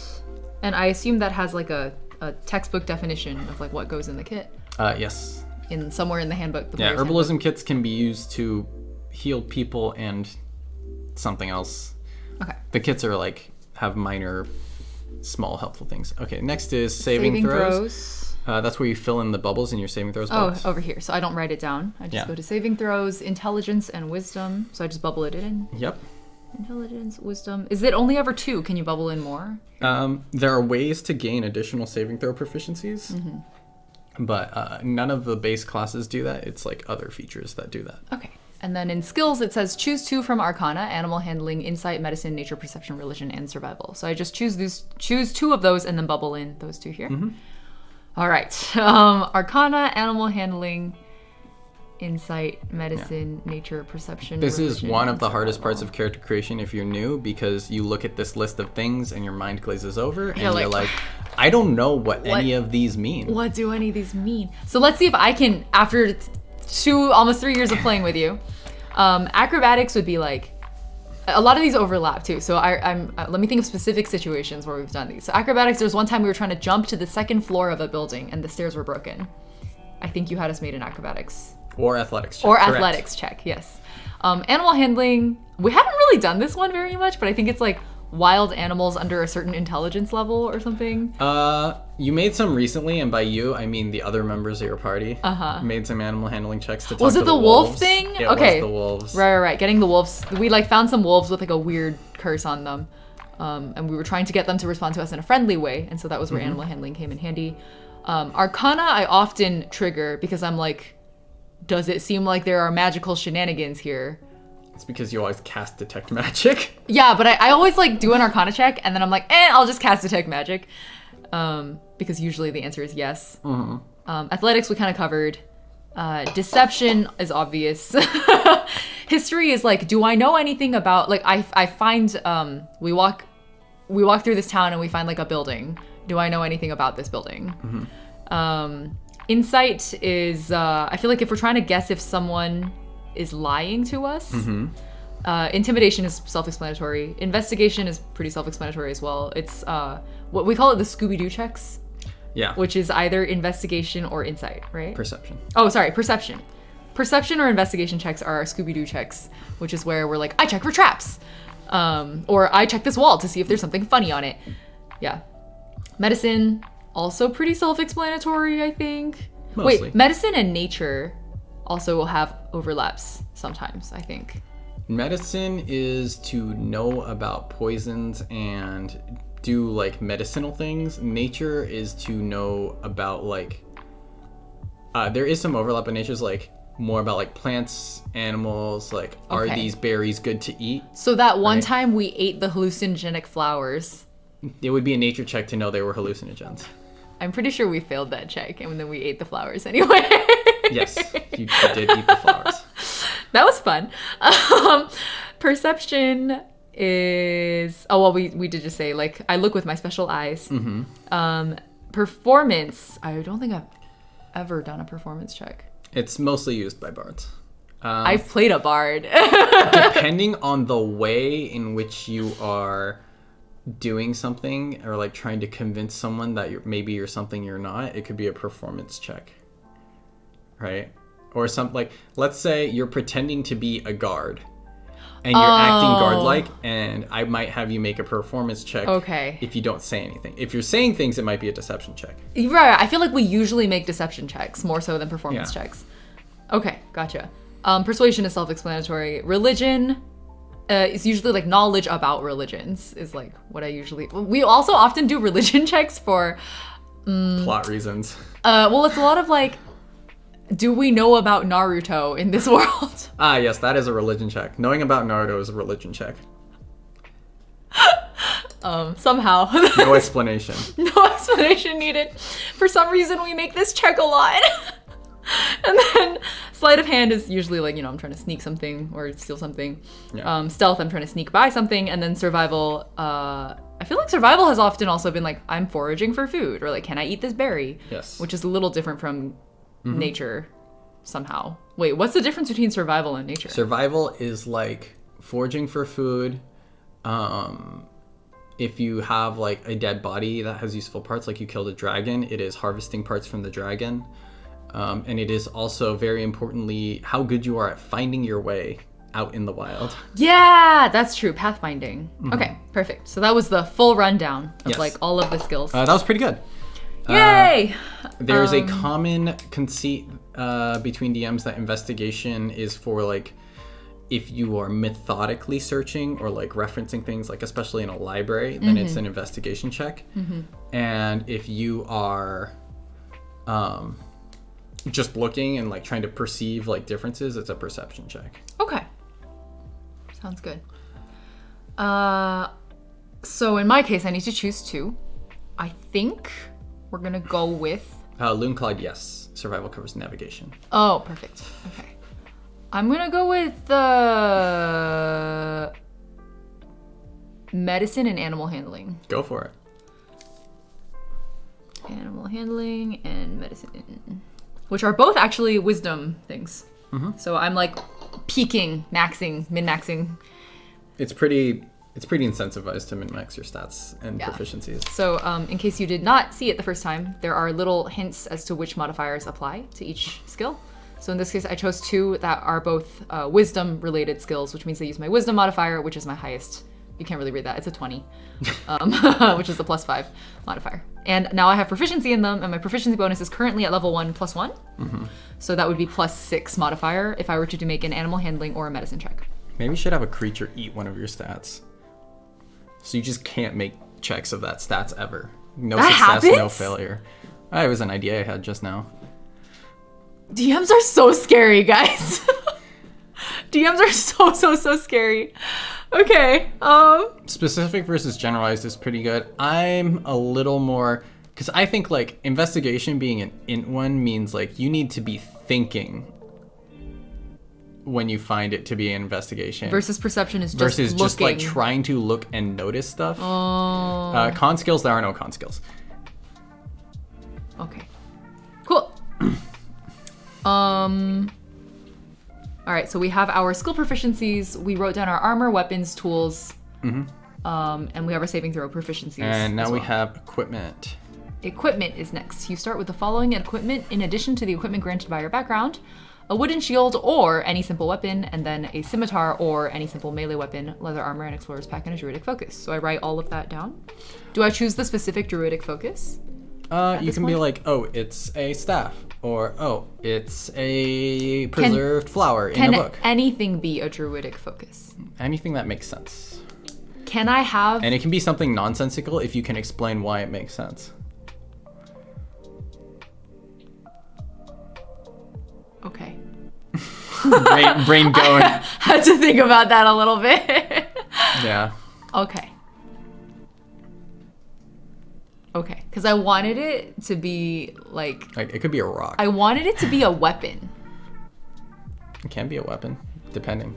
a ranged weapon, a bow and arrow specifically. Would that be weird?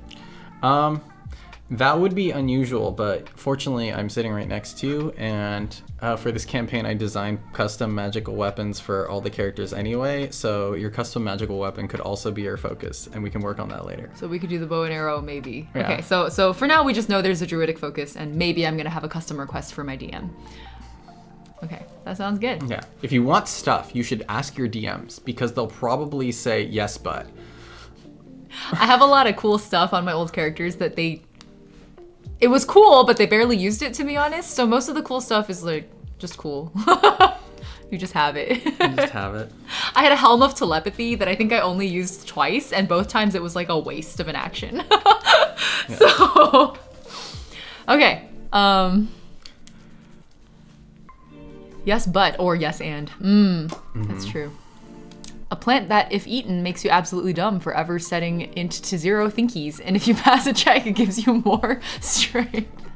Yes, the other version of himboification. The himbo flower. Yeah. I've also offered the version that makes you stupid but gives you more charisma. That's the bimbo version. The bimbo. All right, cool. So that is, should I write all of those down? Like, how does that work? In equipment, the you equipment can leave section? equipment blank. What are these? What are these boxes? That is copper pieces, silver pieces, electrum pieces, gold pieces, and platinum pieces. Okay, so these are money. Those are money. And then I list equipment irrespective of whatever If you that play is. a Okay. lot of paper D&D, those areas get very worn out from Erasing. erasing. Yeah. Yeah. Okay, so Which is also why, if you play paper D&D, I recommend getting a clear sleeve and a wet erase pen. Oh, and then you write the You write the gold The on wet the wet erase. on the clear sleeve. Oh, and then you just, and wet erase so that you don't accidentally like smudge it off. yes. Like a dry erase would. All right. I have an like old it. folder at home with many, many character sheets covered in wet erase. Okay. We'll explore the druidic focus. I definitely want like a custom something. It might be an instrument, it might be a weapon, but we'll see. Okay, cool. All right, shall we level up once and then sprint to the finish?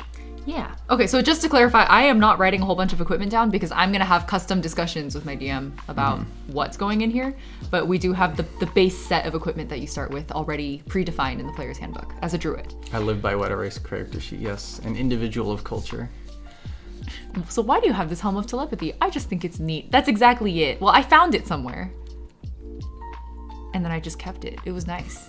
It probably looked pretty cool. Twice? I think I used it twice, but both times it was like, because all it does is help you cast Detect Thoughts.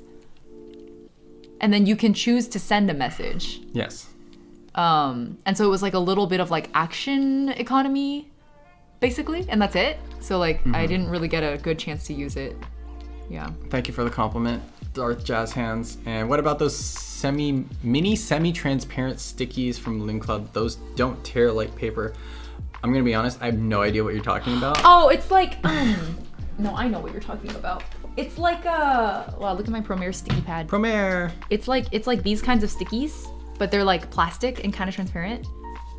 So I don't know how you would use it in this maybe you would context. like put it over things here and then Right on them? I'm not sure. I'm not Maybe. sure.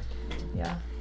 I can see that working. For those of you who understand what is being talked about, I'm sure it works great. My brain just cannot figure it out. All right, so before we move into leveling up, can we finish like explaining everything on the character sheet? Oh, that's a great idea. Oh, okay.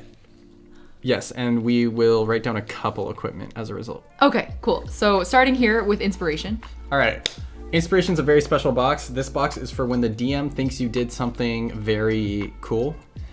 And by cool, I mean like very in character or like very inspiring or like very, like anything. It's really up to the DM. Sometimes for cutesies, it's like, oh, you arrived on time, or you are the first person to arrive to session today. You get inspiration. That's usually used for That's what we do. players who get there late, or I just realize that I'm really bad at rewarding cool shit, so I just give them inspiration all the time so that they can have it and use it and feel cool. You can also get bardic inspiration, right? Because I was always Bardic inspiration is a feature and does not fill that box because it wears off when you use it.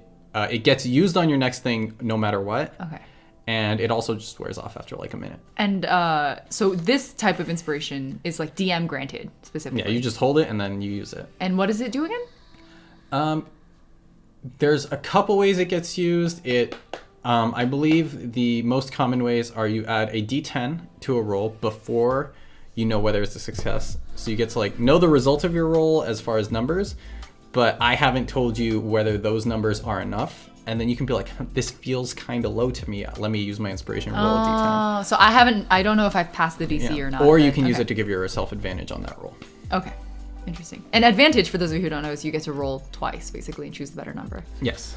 Proficiency bonus. Yes. We just talked about that, so that's for the green bubbles. And proficiency bonus is dictated by the level table, right? Yes. For your class. So the current proficiency bonus for level 1 druid is +2. Yes. It's the same for all classes. Oh, okay, cool. Yeah, yours is going to be +4 by the time you're all leveled up. For sure. Okay. Let's move this way. So now we have armor class, initiative, and speed. Yes, armor class. This is a level 1 druid. They don't have any special equipment. They've been given level armor, which has an leather armor. Sorry, enunciation. Which has an armor class of 11. And this, because being light armor, means it's going to get a bonus from their dexterity stat, which is shown on the armor table in the player's handbook. Okay. And what do any of these numbers mean? I'm a goblin. I appear out of nowhere and I throw a spear at Baja Blast. Baja Blast has 11 because they have a +0 modifier to dexterity, so it's just their leather armor. This spear rolls a 4 plus.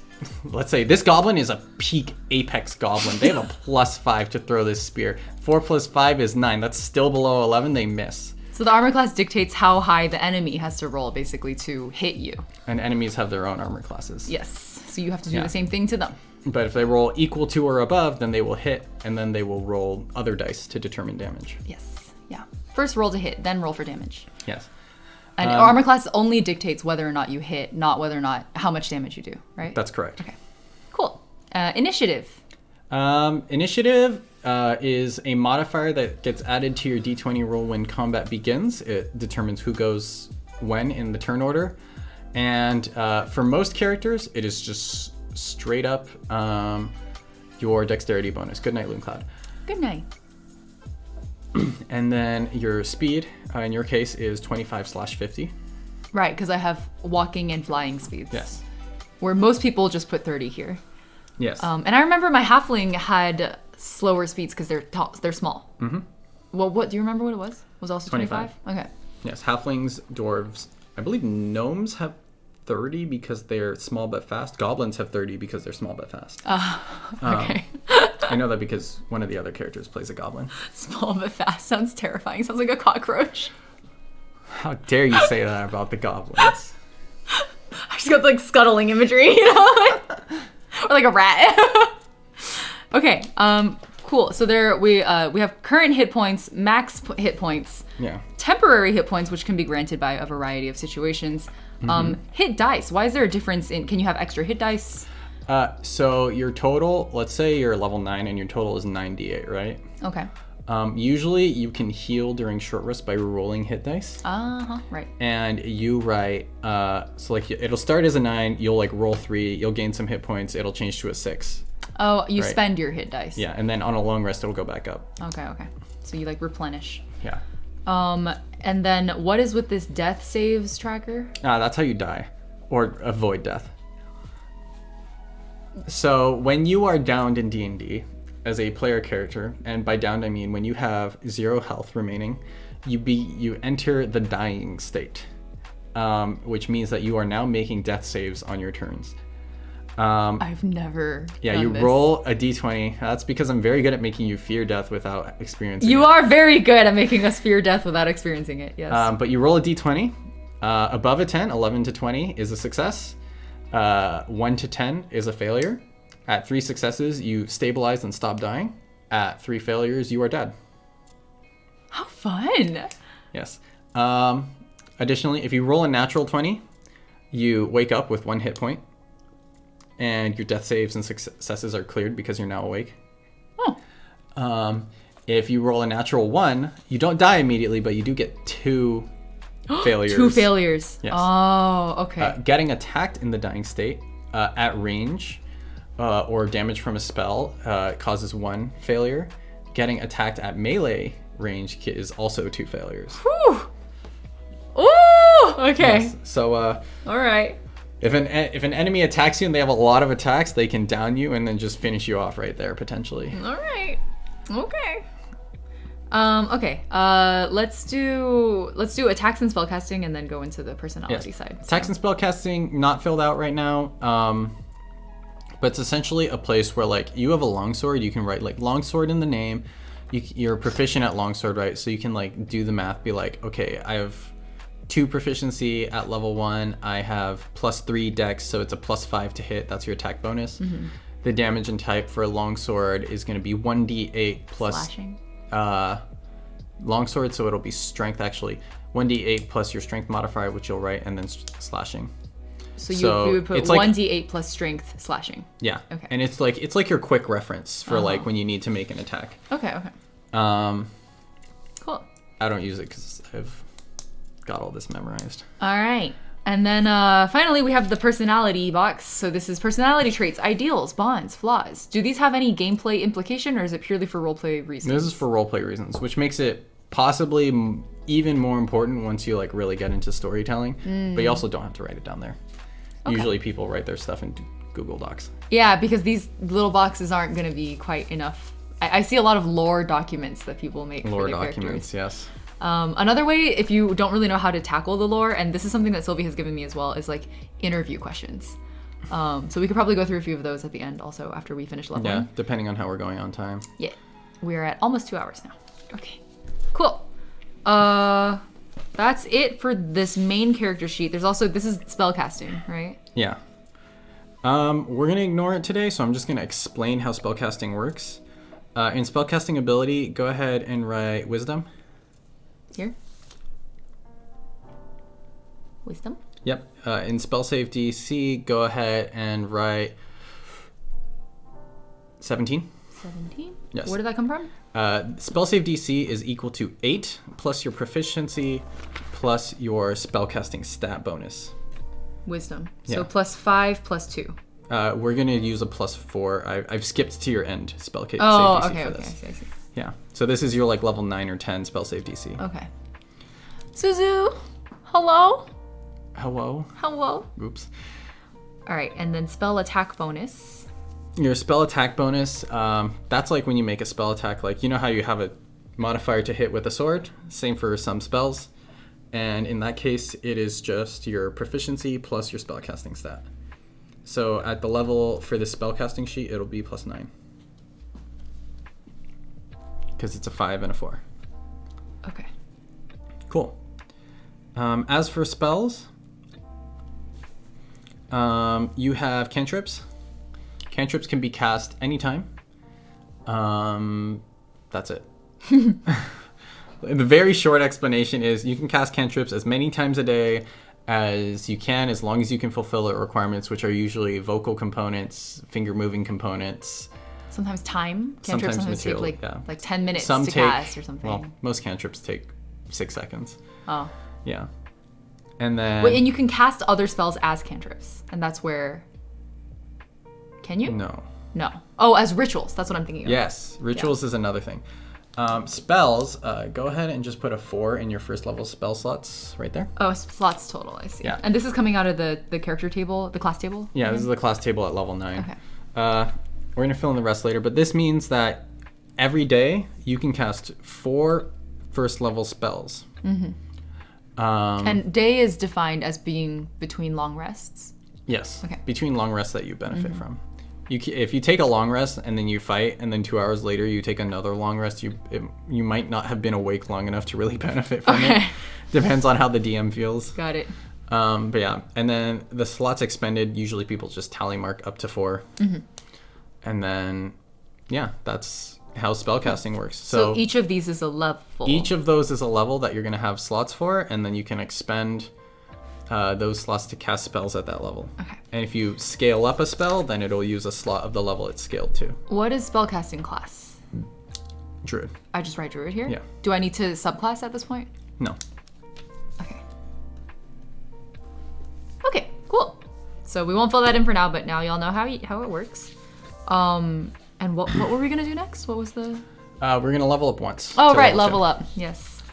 Okay, I'm gonna use orange for the level up. Oh, so we'll just mark out the greens, and you'll see the differences. Yeah. We're gonna write wild. Oh, should I write these in then?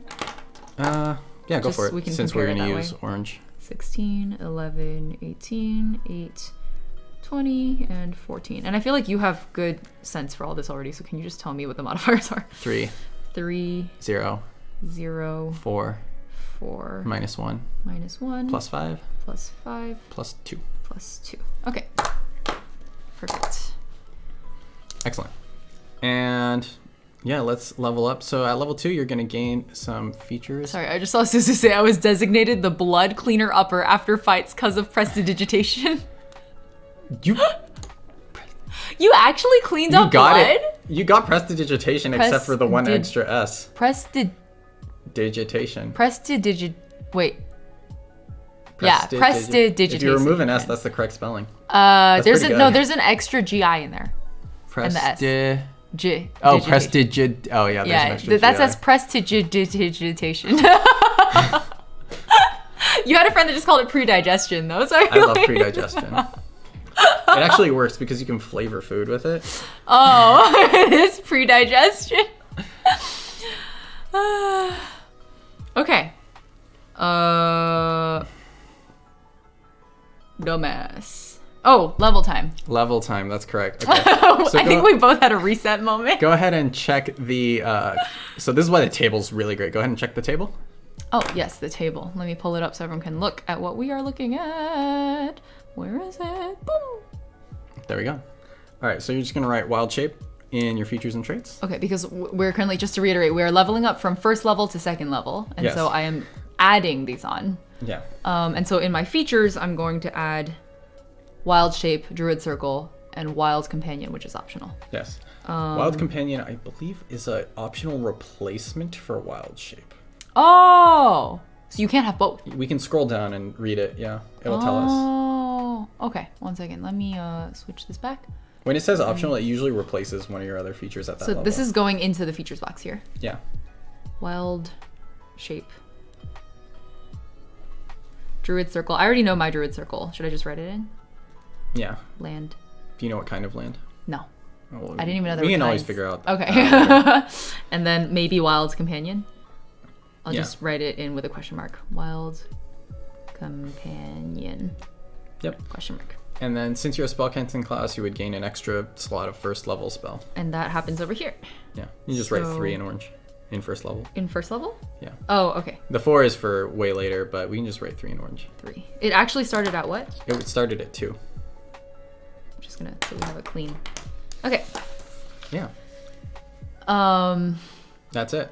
It's still 2 cantrips known, and you just get an extra spell slot, basically. Yeah. Cantrips known go up at level 4. All right. And also, the one thing that when you're looking at this table is very easy to forget, you gain health when you level up, Oh, which means it's time to roll. roll! 8s. Everything dice. All right, we're gonna roll your hit dice, 1d8. And since the hit dice is different for different classes, if you're a really squishy lad or lass or other, you're going to roll a d6. And if you're particularly beefy, you might roll a d10 or even a d12. Okay. So we're gonna roll our d8. This one is specified by the hit dice here, right? Yeah. Okay. So I have a d8. Just run. Okay. Damn. If I'm a mean person, which I'm not, you would gain 5 hit points because you have your Constitution modifier plus 4 and the 1 on the roll. Wait, Constitution modifier is plus 4. Yeah. And then plus whatever I rolled on my d8. Yeah. So that's a plus 5. I would gain 5. So my maximum would go from 12 to 17. Okay. I do, if you roll below average, you get average. So average on a d8 is rounded up to 5 from 4.5. Okay. And so you get 5 plus 5, which is plus 10. Plus 10. So this becomes 22. Yep. Nice. Yeah. And that's once again because it's fun to have higher numbers and enemies can... That means when enemies hit really hard, it's even more scary when you lose a chunk of health. All right.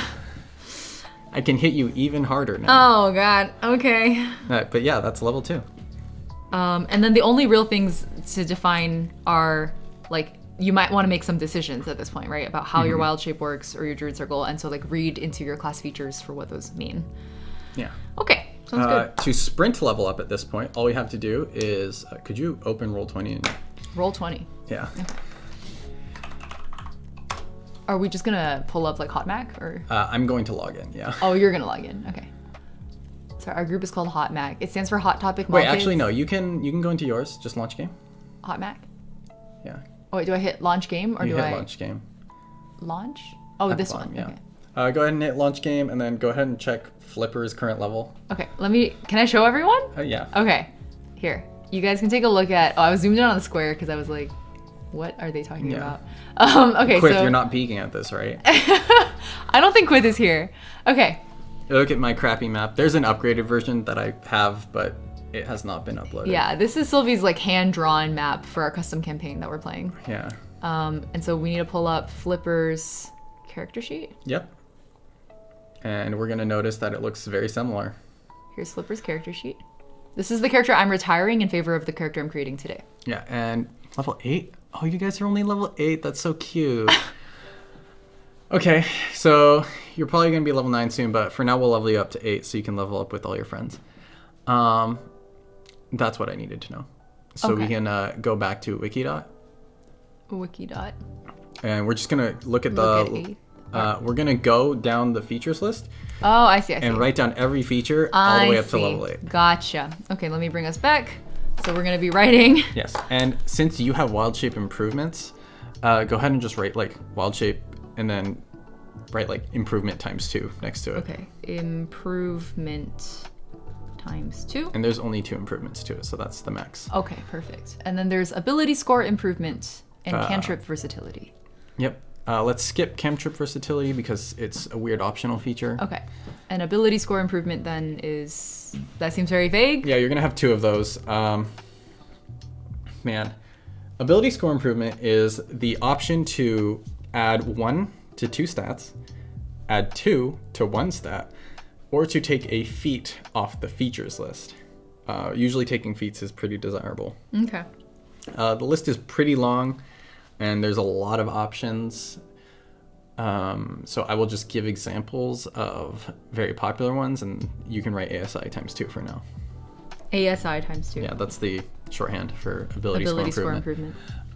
So you have 2 ASIs, which we'll figure out later, but for example, you could take Warcaster, which is a feature that lets you gain advantage on checks to maintain concentration on a spell. So if someone hits you and you're concentrating on like a beam of moonlight coming from the sky, instead of rolling 1 constitution saving throw to keep concentrating on it, you can roll an advantage constitution saving throw. That's an ability improvement? That's it's a feature that you can select with your Oh, ASI. it's a feature that you can get. Okay. Yeah.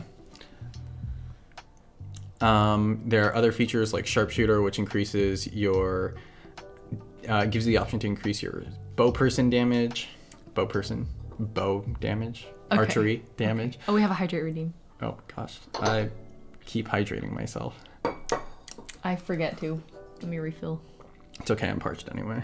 Lots of talking. That's true. Oh, it's hot. Nice. Yeah, I have a mug warmer here. Oh, Nice. we are officially out of tea. It's okay. All right. But yeah, those are some examples of feats that you could take, and then of course, if you want to just improve your stats, you can like take +2 Constitution and get tankier. Okay, so you can literally just improve your skills, or you can take feats, basically. Yes. Okay, sounds good. GM We also have moving to level 6. Druid looks Circle like- features. Thank you for. Oh, Oh, Georgie! Hello! hello. What a large Greetings, party. Raiders. Welcome. Hi, welcome. I'm here with a friend today, but nice to meet you. I'm Ying, a variety streamer, sometimes YouTuber. You've caught us on a Flesh Tuber day. We're doing some D&D character creation. This is my DM, actually, Sylvia. Yes, would you I'm like to- Yang. Just kidding. Yoing. I'm Silva. What? Yoing. Yoing? Yong. Yoing VTuber. Georgie, what were y'all up to? Oh, Thanatos, thank you for the shout out. Okay, so, you were playing Honkai. How far are you now, Georgie? What chapter? What chapter are you on? Georgie, how far did you get? Georgie's chat.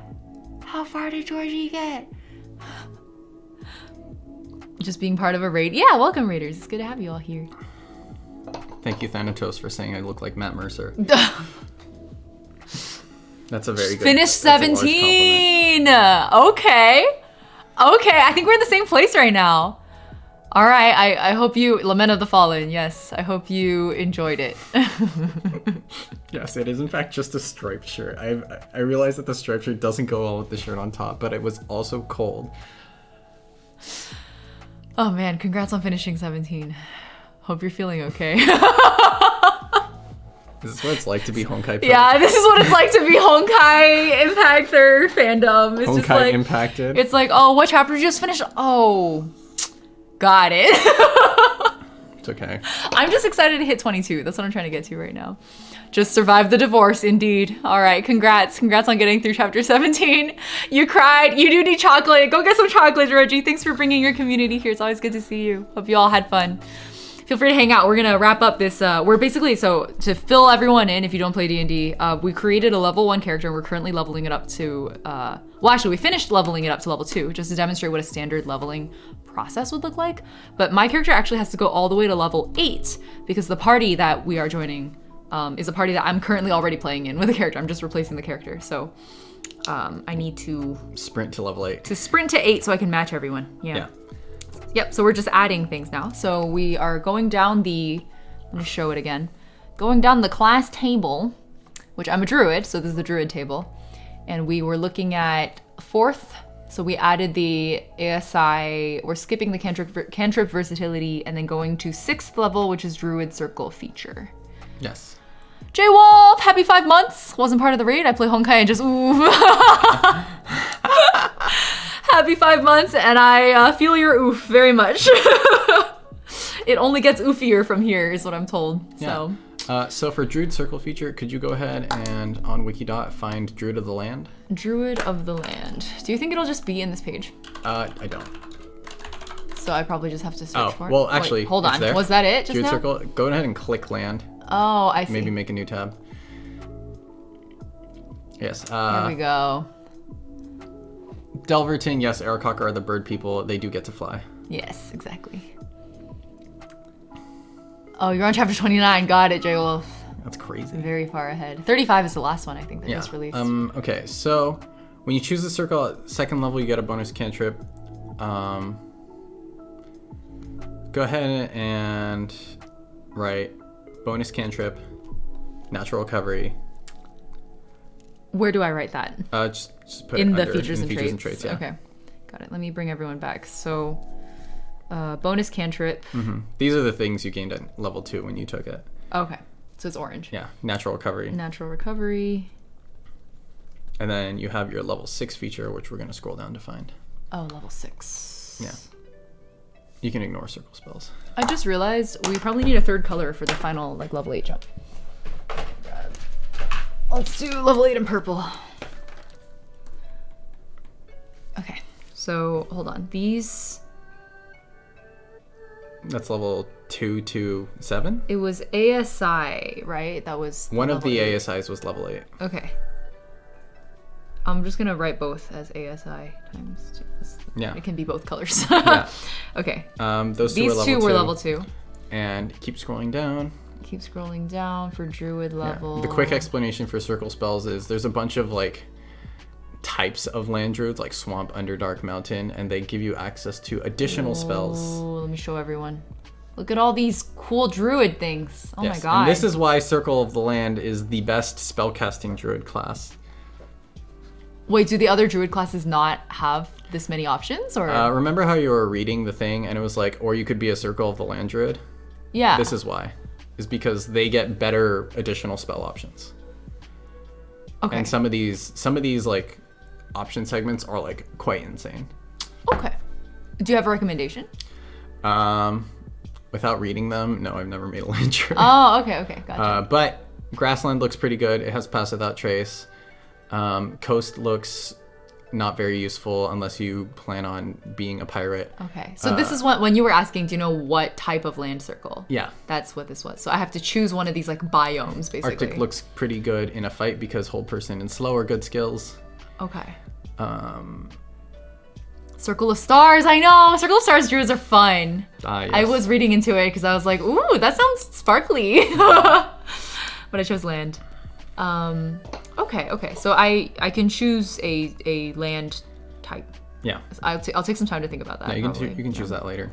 Okay, but And they're then below this, we should have a level 6 feature. There it is, Land Stride. You got that at level 6. Oh, so I write that down in my features also. Yeah, Land Stride. Land Stride, and it says, moving through non-magical difficult terrain costs you no extra movement, and pass through non-magical plants without being slowed or taking damage. You have advantage on saving throws against plants that are magically created or manipulated to impede movement, such as those created by the Entangle spell. Okay, cool. Usually, this isn't something that happens. Uh-huh. But what it does incentivize you to do is cast Entangle around you, because it'll hurt everyone else more than it'll hurt you. That's pretty cool. Yeah. That's so cool. Okay, fun. Cool. So should we go back to the table now? Yeah. Okay, so we were looking at level 6, Druid Circle feature. Mm-hmm. And And now we're up to 8. 8, that's your second wild shape improvement and your So ability score actually, improvement. It's times 3 now. No, it's times 2. You jumped me earlier. I jumped so you. This is times 2. Okay, Because both of them were after level 2. I see. And then, And that's it. And then the rest is a bunch Another of ability spell score. slot increases. okay, so this is what this times 2 was. Mm-hmm. Okay, perfect. All right, so that's the full, let me show the sheet. Yeah. This is everything now. So the orange ones are level 2, and the purple ones are everything up to level 8. Yeah, and let's do your health. Yes. So did say that's the easy from one to 2 to forget. 8, that is 6. So go ahead and roll your d8 6 times. There it is. Yeah, the wrong board. Can I just, you know what? Let me just show everyone how you would do this on Roll20 instead, because it's faster. Oh yeah. Character sheet be gone. It was a roll a d8 6 times? Yeah. Oh, I guess You can use the I'll slash just have command. to do chat, yeah. So you come into the slash, oops! They can't see it. There it is. There you go, okay. So roll 68. Yeah. Boom. Boom. All right, let's take 28, and I'm just gonna do quick maths and round the ones below 5 up to 5 for you. So that's 28 plus 2 is 30, plus 4 is 34, plus 2 is 36. Wait, I thought it's the 1, the 3, and the 3 that get rounded up to 5? 5, yeah. Oh, so it's just 20 plus 16. I did 28 plus 2 plus 4 plus 2. Where'd you get the 2 plus 4 plus 2? Because that is the increases needed to change the 3, 1, and 3 into 5s. Oh my god, why did you do it like that? Because it already did half the math for me. Okay. Anyway, 28 plus 8 is 36. Okay. And 36 plus 22 is a number. All right. Oh, you need to add it to 22. Oh, plus 36 to give me 58. Yep. Okay. Except we also forgot your constitution modifier. Oh. So Okay. 6 times 4 is 24. 24? So we'll add 58 to 24. Because of my constitution modifier. 58 to 24 is 78 plus 4 is 82. Yep. So you have a total hit point maximum of 82. Okay, so this is actually plus... Wait, what was the constitution modifier? 4. 20 Yeah, plus 24. plus 24. And you get total 82. 82. Okay, oh god. 82. Just put it There's anywhere. no room, there's no room. This is why you have a backup Okay. sheet for later. There we go. 82. Yeah. All right. And now you're level 8 with some decisions left to make later. Yeah. And that's it. That's the full character creation flow. Yeah, all the mechanical parts. The mechanical character creation flow, exactly. And we talked you very quickly through like my pit crew process, which maybe not everyone likes to do, but that's what works for me. Yeah. Why would you use a pen? It's because I don't own an eraser. So it's the same as using a pencil. That's why At least there's- pens have colors. That's why there's backup unfilled. Yeah, we have character backup sheets. unfilled character sheets, so I can take this and populate it in. And also having the colors helps me illustrate as like a teaching mechanism to you all how Yeah. things build 2 up. hours is pretty good Yeah. for level 8 while talking through things. Yeah. How do these change at all while I level? That's the ASIs. That's the ASIs. Got it. Okay. Fun. 2 hours for character creation. I Yeah, heard actually, several times. I feel like the first time I created a character, it was like almost 3 hours. We were just sitting there because I had so many questions. Yeah. I as a beginner player, I had a really hard time, and I still kind of struggle with this, knowing the difference between like mechanical gameplay versus like just for fun roleplay, and like what the flexibilities are within those bounds. So Yeah. yeah, and so much of it comes down to like be a good team player, listen to your DM. Like a lot of it was very flexible. Yeah. So I recommend just doing what you want to do and what feels right, and or like figuring out what you want to do and then like looking at your sheet is like, okay, this is what I want. Can I achieve this with spells or any abilities, or should I just like raw dog it? Yeah. I also realized, because the first time I tried to do character creation, I tried to do it all on D&D Beyond, because I was like, surely it must be easier if someone has like written all of the, you know, like they've baked into this user interface the full character creation flow. Surely I can just follow the form. But what I realized is that like so much of D&D depends on your DM. And so like things like customizing things that Sylvia was able to do for me just now, we could only do on paper. Like this, I could not have done it through the setup flow that D&D Beyond prepared for me. But I could create it like together with full flexibility with my DM and then go into D&D Beyond and input it into my character sheet. D&D Beyond also coddles new players. Overly so. It like, you click things that seem like they're right and then it outputs numbers, but you don't know where those numbers are coming why. from. Yeah. You don't know why. It's like, sure, proficiencies. Yep. It's like, okay, but like these numbers are being calculated for for reasons that make sense for your character. I got overly coddled for too long, and that's how I ended up here. So this is my first time fully understanding where all these numbers came from and how we calculated them. Yeah. So hopefully the game will get less confusing to me, because I've been playing for 3 years and I still don't know what's happening half the time. Yeah, and now you can be like, oh, I want to do this. This check looks relevant. Yeah. Be like, hey, I want to do this. Yeah. And then I'll be like, oh, that's like this check. And then you're like, that's not the check I thought. And then you can like be like, hey, I think like maybe it could be this kind of check. Like you can negotiate for the check you thought it might be. And this is the kind of conversation I was hearing my campaign mates say, right? Like they were going through these kinds of conversations and I was like, I don't even know what to question because I don't even understand the foundations of my character sheet. Which is why I actually nowadays, I don't advise people use D&D Beyond setup. Because like you just don't understand at all anything that's happening. Yeah. And you actually have to know why your numbers are the way they are and why your skills and proficiencies are the way they are. To understand your character and how to play it. There's no reason not to negotiate with your DM, obviously in a respectful and not like overly dramatic way. Like DMs hate it when you negotiate for advantage all the time, because then it seems like you're power gaming, and maybe it is because you're power gaming. Yeah. Session 0 is important. Session 0, exactly. Yeah, this is session 0.5 because it's mid-campaign. Right, yes. But you can like, if you really think that like it makes sense for something to be like this kind of check or like this way, then you can be like, hey, like I feel like it could be like this because of these reasons, and a good DM will listen and be like, you know, yeah, like that makes sense. Or be like, or they'll be like, I'm sorry, but like there's these other things that you haven't considered, and then for that reason it can't be like that, and you'll be like, and then at least you can understand why it's the other way. Mm-hmm. Yep. I guess it depends on what kind of... I'm just reading Darth Jazzhand's comment here. I do advise D&D Beyond for first-timers, but if you want to understand why numbers do the things, then what y'all did today is the way to go. And so it depends on what kind of a new player you are. Mm-hmm. If you want to just like roll a character and get going for maybe a one-shot or something, you don't really, you know, it's not... you're not super invested in this character and you don't need to know the why, then yeah, just go through the character creation flow. Mm-hmm. But in my case, this is a character that I like fully intend to like seriously invest in. And I also intended that with my previous characters. I just didn't realize. Are you actually going to name them Baja Blast? That's just their nickname. We're actually going to keep that nickname.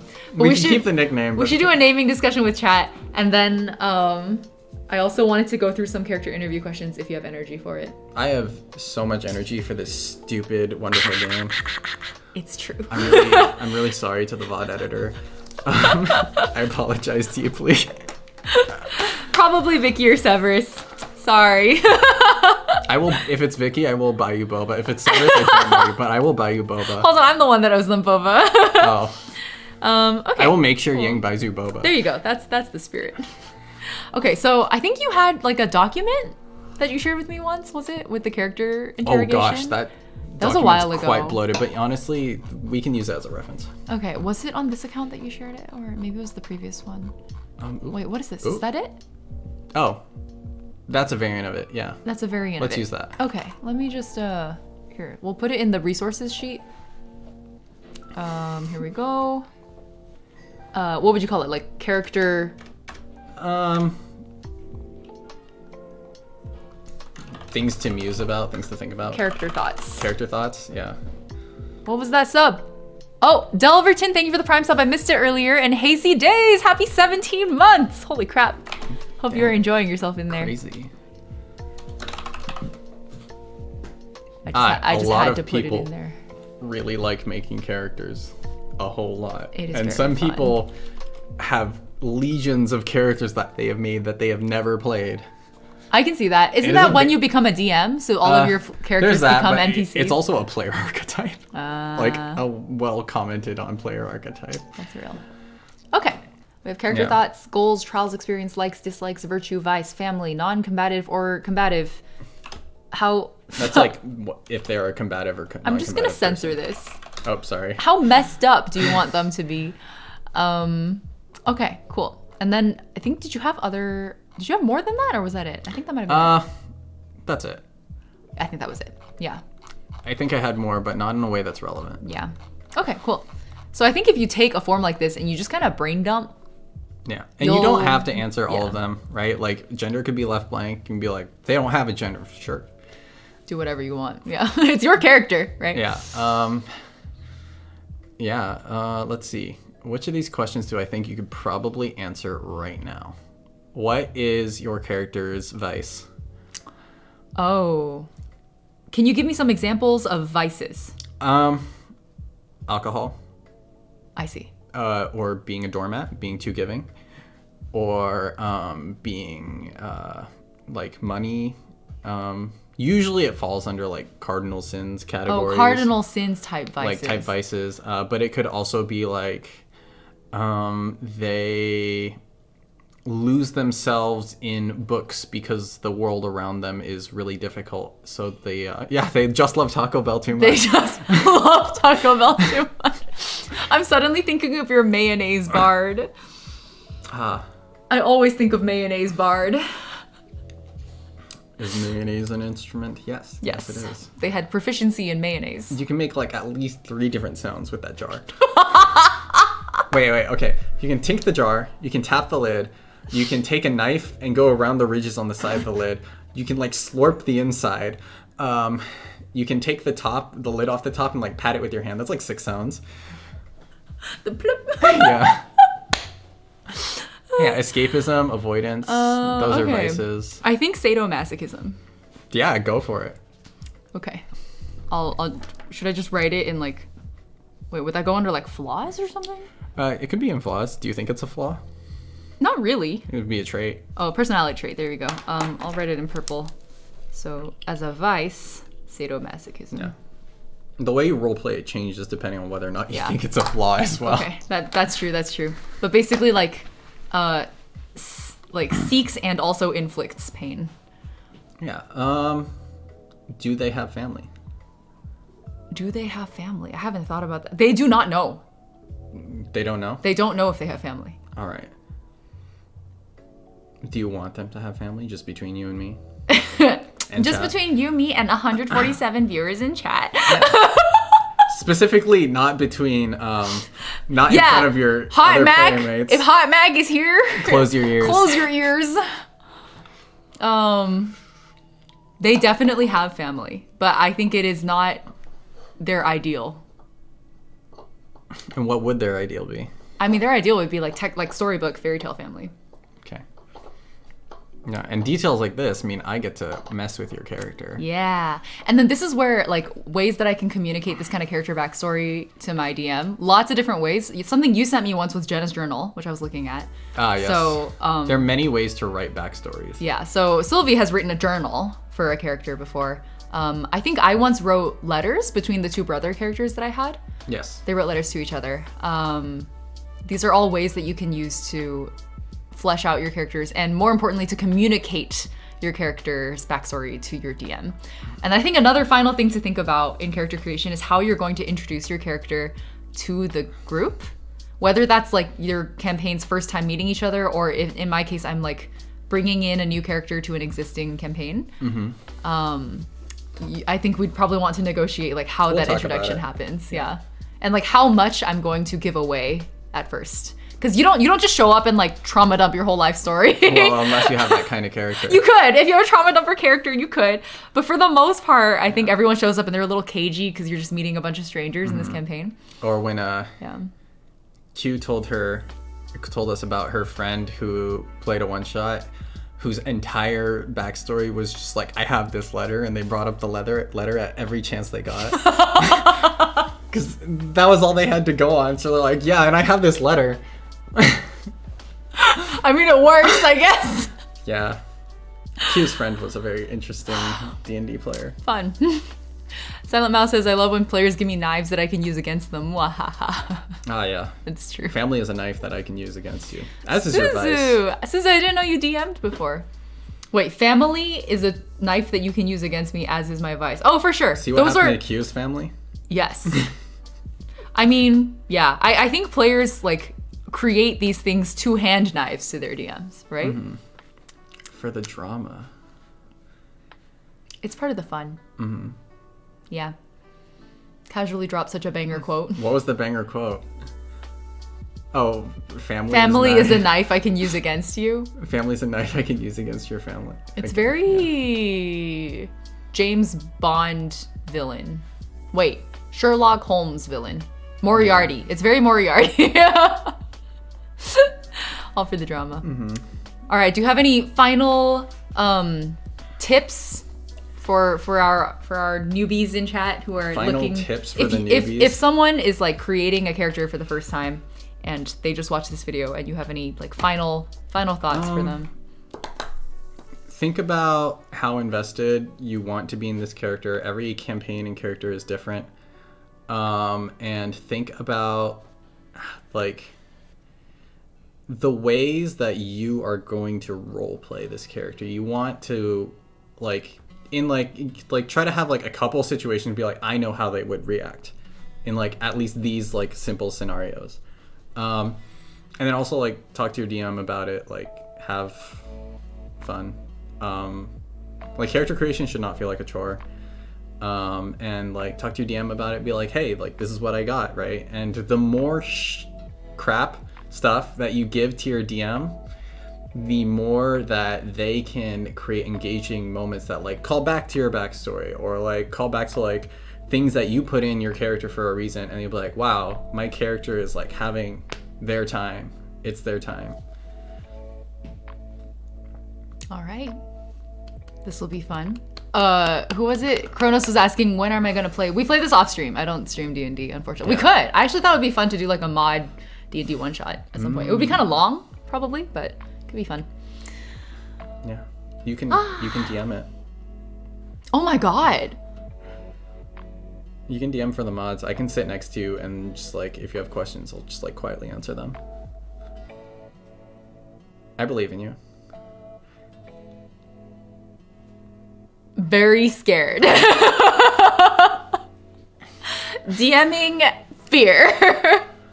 One shots are very easy. Vera's you just need down. like a couple Okay. like things that you need to happen. Just get them from like have like point A, B, and C and D, and be like, okay, I'm gonna like kind of railroad them through these points a little bit because it's a one shot, and then like how they get there doesn't really matter. Just be like, okay, like X time has passed, like I need to get them there. Maybe have like a combat, maybe don't have a combat, and then just move them along from one point to another.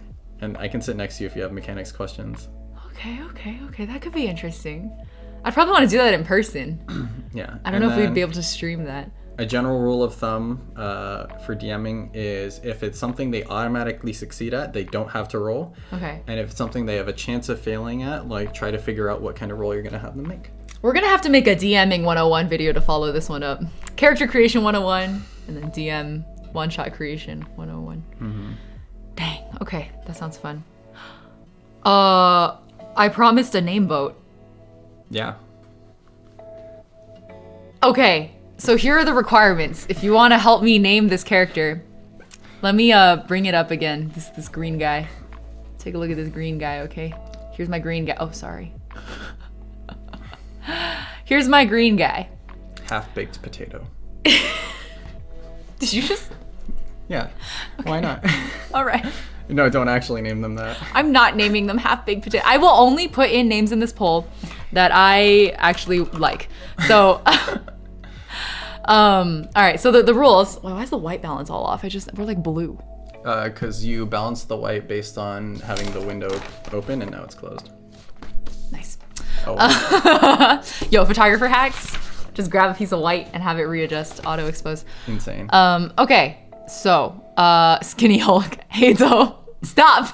Wait, no, it just reset again. Okay. I'm gonna lock it Matt in. Colville. That's the guy. Matt Colville? Who said combat is the least interesting way to resolve an encounter. I'm fixing my white balance, sorry. It's Very okay. distracted. Thank you, Okay. Darth Jazz Hands. Okay, perfect. Okay, so now it's time to name my little green guy. You all know a few things about them already. I'm leaning into androgyny this time. They do use they, them pronouns.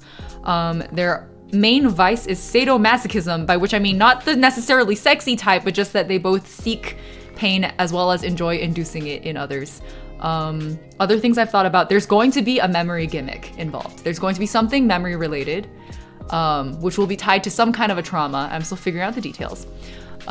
They are a druid, Circle of the Land druid, and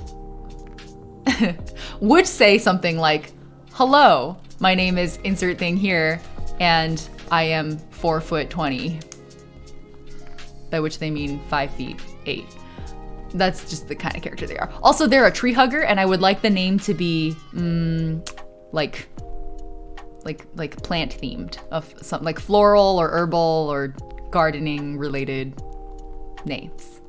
So if anyone has ideas, I already see Sylvie jotting things down on the side. Sorry. All right, I see some things Ash. and I have to take some DM notes. Ash, okay, gotcha.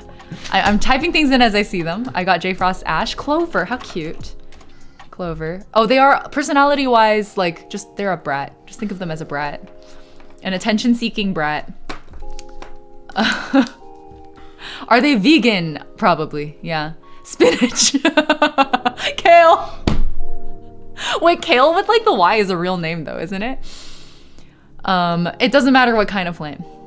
Cauliflower, ivy or moss. I like that. Ivy, moss. Bok choy. Hawthorn is not bad. It's a little bit of a mouthful. I'm gonna opt out of that one, but I like that suggestion. Thank you, Be Avantard. nicknamed Thorn. Briar. How beautiful. Briar Kale, moss. Wind Ripper. Basil. Sorrel. I like that. Sorrel. I think some of these names I'm gonna have to veto just because I have friends with those names. So Clover, I'm gonna remove. Ash, I'm gonna remove. I like those names, but I have friends by those names. Ivy also. I like how you have Briar and Moss here, which together could be Briar Moss. Oh my Vina god, season Briar 2. Moss! Thank you, Vina, Jasmine. for being an individual of culture. Okay, we got Jasmine. Oak. Professor Oak. Literally just leaf. Venus flytrap. Aria. Interesting. Gary Oak. Interesting. Grass. Weed. Mitochondria is the powerhouse of the cell. Mitochondria. Mitochondria. What else we got? Do I have Bean. Bean? I'll have you guys vote, okay, based on what I put in here. Chlorophyll. Get out of here. Stop. Bert.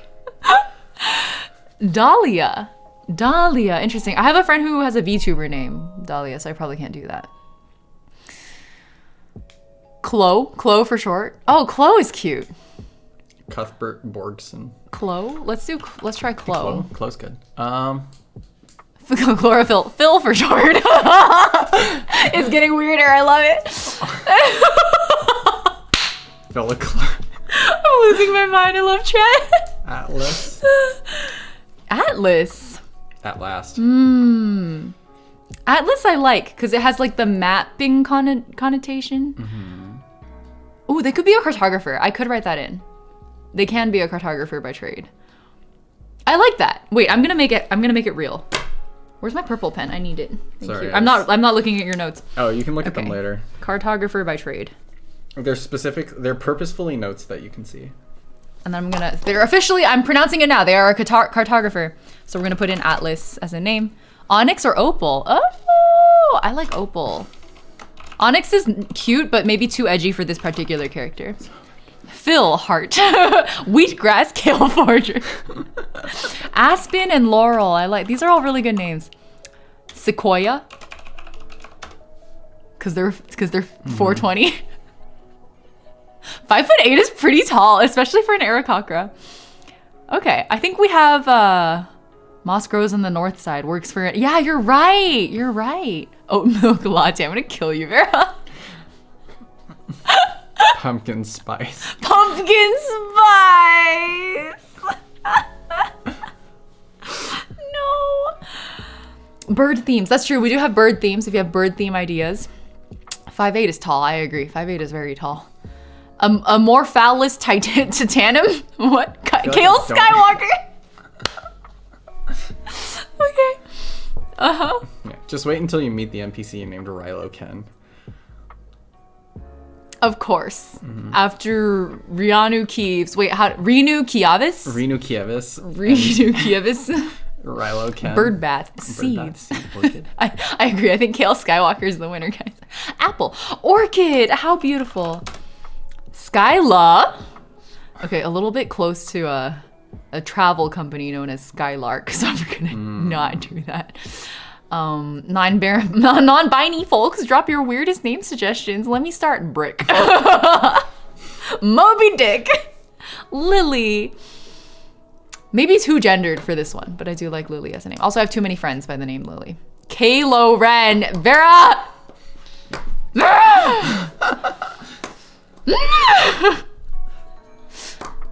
Wen for bird theme.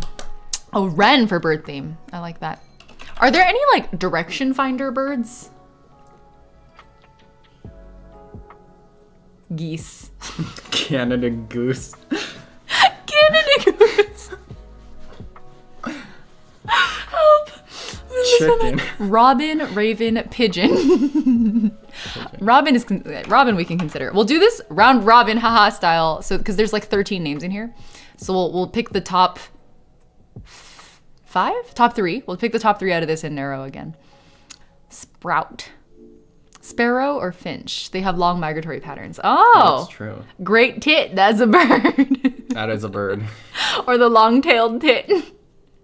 The blue-footed booby. Tulrim is a Tibetan name. Interesting. Ooh. Interesting. Lark. You're right. Lark. Stormy. Oh, Stormy's cute too. Okay, I'm gonna go Albatross. You see why I like streaming? You know how I've always been like, chat's what keeps me here? You see them? Oh my god. That's why I'm here. It's because they're cute. Jokes. Rain is really close to my Chinese name. Halo. Halo. Hello. Hello. It's me. I didn't know that Tibetan names are non-binary. That's interesting. Okay, can we get one more suggestion that is bird, navigation, or plant themed? Ideally all 3. Annoying seagull. Ideally all 3. Bird, navigation, and plant. And plant. Themed. That's hard. Crow. Crow. Or like Crowley or something like that, right? Crowley kelp. Crowley kelp? Yeah, Crowley kelp. Canary. Wait. That has interesting implications. Okay, we have 15 names here. Pick one. Start poll. Oh, that's a big poll. Let me move it over 1 second. So y'all can vote by putting a number in chat. I'll read through them one more time. Where's the damn poll? Can't find it. There it is. Okay, I'm gonna put the poll right over my face. Oh, it's long. Okay, so here are the options. Put it in chat. Type a number in chat to vote. We have moss, briar, sorrel, jasmine, clo, atlas, opal, aspen, laurel, sequoia, orchid, wren, robin, lark, and canary. We're gonna take the top 3, I'm thinking, we'll see. Top 3 of these and then do a second round vote. This is so interesting. I love this way of naming. You love the like watching. Yeah, I also especially love the fact that this is part of my VTuber lore, and I'm having chat decide like something that's going into my VTuber lore. That's pretty cool. It's very Should audience make this involvement. character's life as sad as possible. I mean, they can only live 30 years, so. Well, if they're starting at 4, they have 26 left. Oh no! It looks like people really like Ren. Interesting. There's like actually a clear winner here. Watch, when you narrow it down to 3, all the other ones will band together under a non-Ren name. Because so far we okay, so in Ying's lore, we only have 3 names right now. Actually, 2 of them are just nicknames, technically. We have Blackbird and Nightingale. And then we have Ying, which is like Chinese for Oriole, which is a type of a singing bird. Mm-hmm. Ren would be another like 4-letter bird name, which is pretty cool. That actually would fit in really well. I guess Lark would also work. Okay, okay. I almost feel like there's enough of a clear winner here that we might not even need to run a second poll. How much of a lead is that? Second place is Canary and Opal, and they're both tied at 4 votes versus Ren at 11. Chloe is also at 4. Oh, Chloe is also at 4. Let's grab those 4 and see if it cleans up at all. Okay, wait, let me write them down before I forget. So it was, what is it? Ren, Chloe, Canary. Yep. Opal. Opal. Is that it? Yeah. Those are our top contenders. You guys ready for round 2? Round 2. Electric Boogaloo. Electric Boogaloo. We got Ren, Chloe, Canary, and Opal. Start. Put it closer to the face. Jazz Hand says, wait, Ying is what? Ying is an Oriole. Like Oriole. Yes, not an Oreo. Not an Oreo. All right, let's see how this shapes up. Oh, wow. Oh, there's a definite. Interesting. Okay, okay. It's evening out more, actually.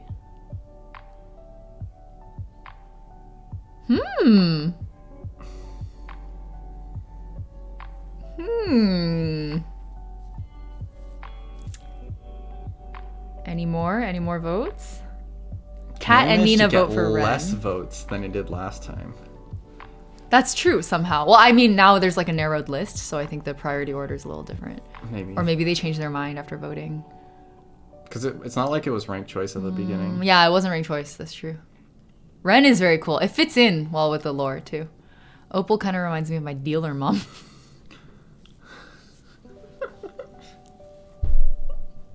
Just let that sink in for a moment. Okay. It does look like Ren won. All right, let's wrap this. Let us wrap it. Congratulations to our newly anointed character who was part of Ying's lore, Ren. Opal How cute! Too close to. All right, you know what? Let's do the honors. Ready? We can write the name in. Hold on. Let me show it to you all and hide the poll. Okay. Baja Blast. No more. I mean, that's still gonna be the It's nickname. like codename Baja Blast, right? Like you're. There we go. Ren, codename Baja Blast. It's like the activation codename is Baja Blast, but so because you can't reveal Ren to other people. That's definitely. Can I even? Isn't that like trademarked? Yes, it is. Am I allowed to say the words Baja Blast on stream? I think so. All right, everyone. Please I mean, you're allowed welcome. to drink a Baja Blast on stream. It's true. It's true. Please welcome our latest D&D character, as well as the latest member of Ying's multi-generational lore. Their name is Ren, and they are a brat. All right, this was fun. Baja be thy blast, indeed. That is perhaps the well wishes that we send you all off with. Thank you so much for helping me name this character. Do check out, again, the resources page. We have a whole bunch of links in there. But one of them is the D&D 101 character creation resources page. And thank you again to Sylvie for being our DM and also our guide through this process. You want to learn my stream outro? Do you know it? Have you ever stayed long enough for the stream outro? I go to sleep. Okay, that's what I figured. Yeah. You work like 5 a.m. shifts. Yeah. So it's whether it's morning, afternoon, or evening, have a wonderful time of day, and I'll see you all next stream. Ready? Whether it's morning, afternoon, or evening, have a wonderful time of day, and I will see you all next stream. Bye bye. Bye bye. Okay, we're not actually by it because I'm gonna raid someone. What are we rating? Rin Taicho Genshin Impact. Rin Taicho Genshin Impact. Oh, Nada's playing Genshin too. We could read Nada. Or Kieran! Oh my god, wait, this is my VTuber brother. You guys want to meet my VTuber brother? Oh my god! It's a puzzle. He's doing a puzzle! Wait, Let's go that's meet. really cool. Let's go meet my VTuber brother. Okay. Have a good one. Yeah! Thanks for staying for the raid. I appreciate it. Alright, we'll see you all next time. Bye-bye. Thank you, Sylvie. Bye. Everyone say bye, Sylvie. And then say hi to Kieran for me. Hi, Karen. Bye, Sylvie. Hi, Kieran. Bye. Bye. Okay.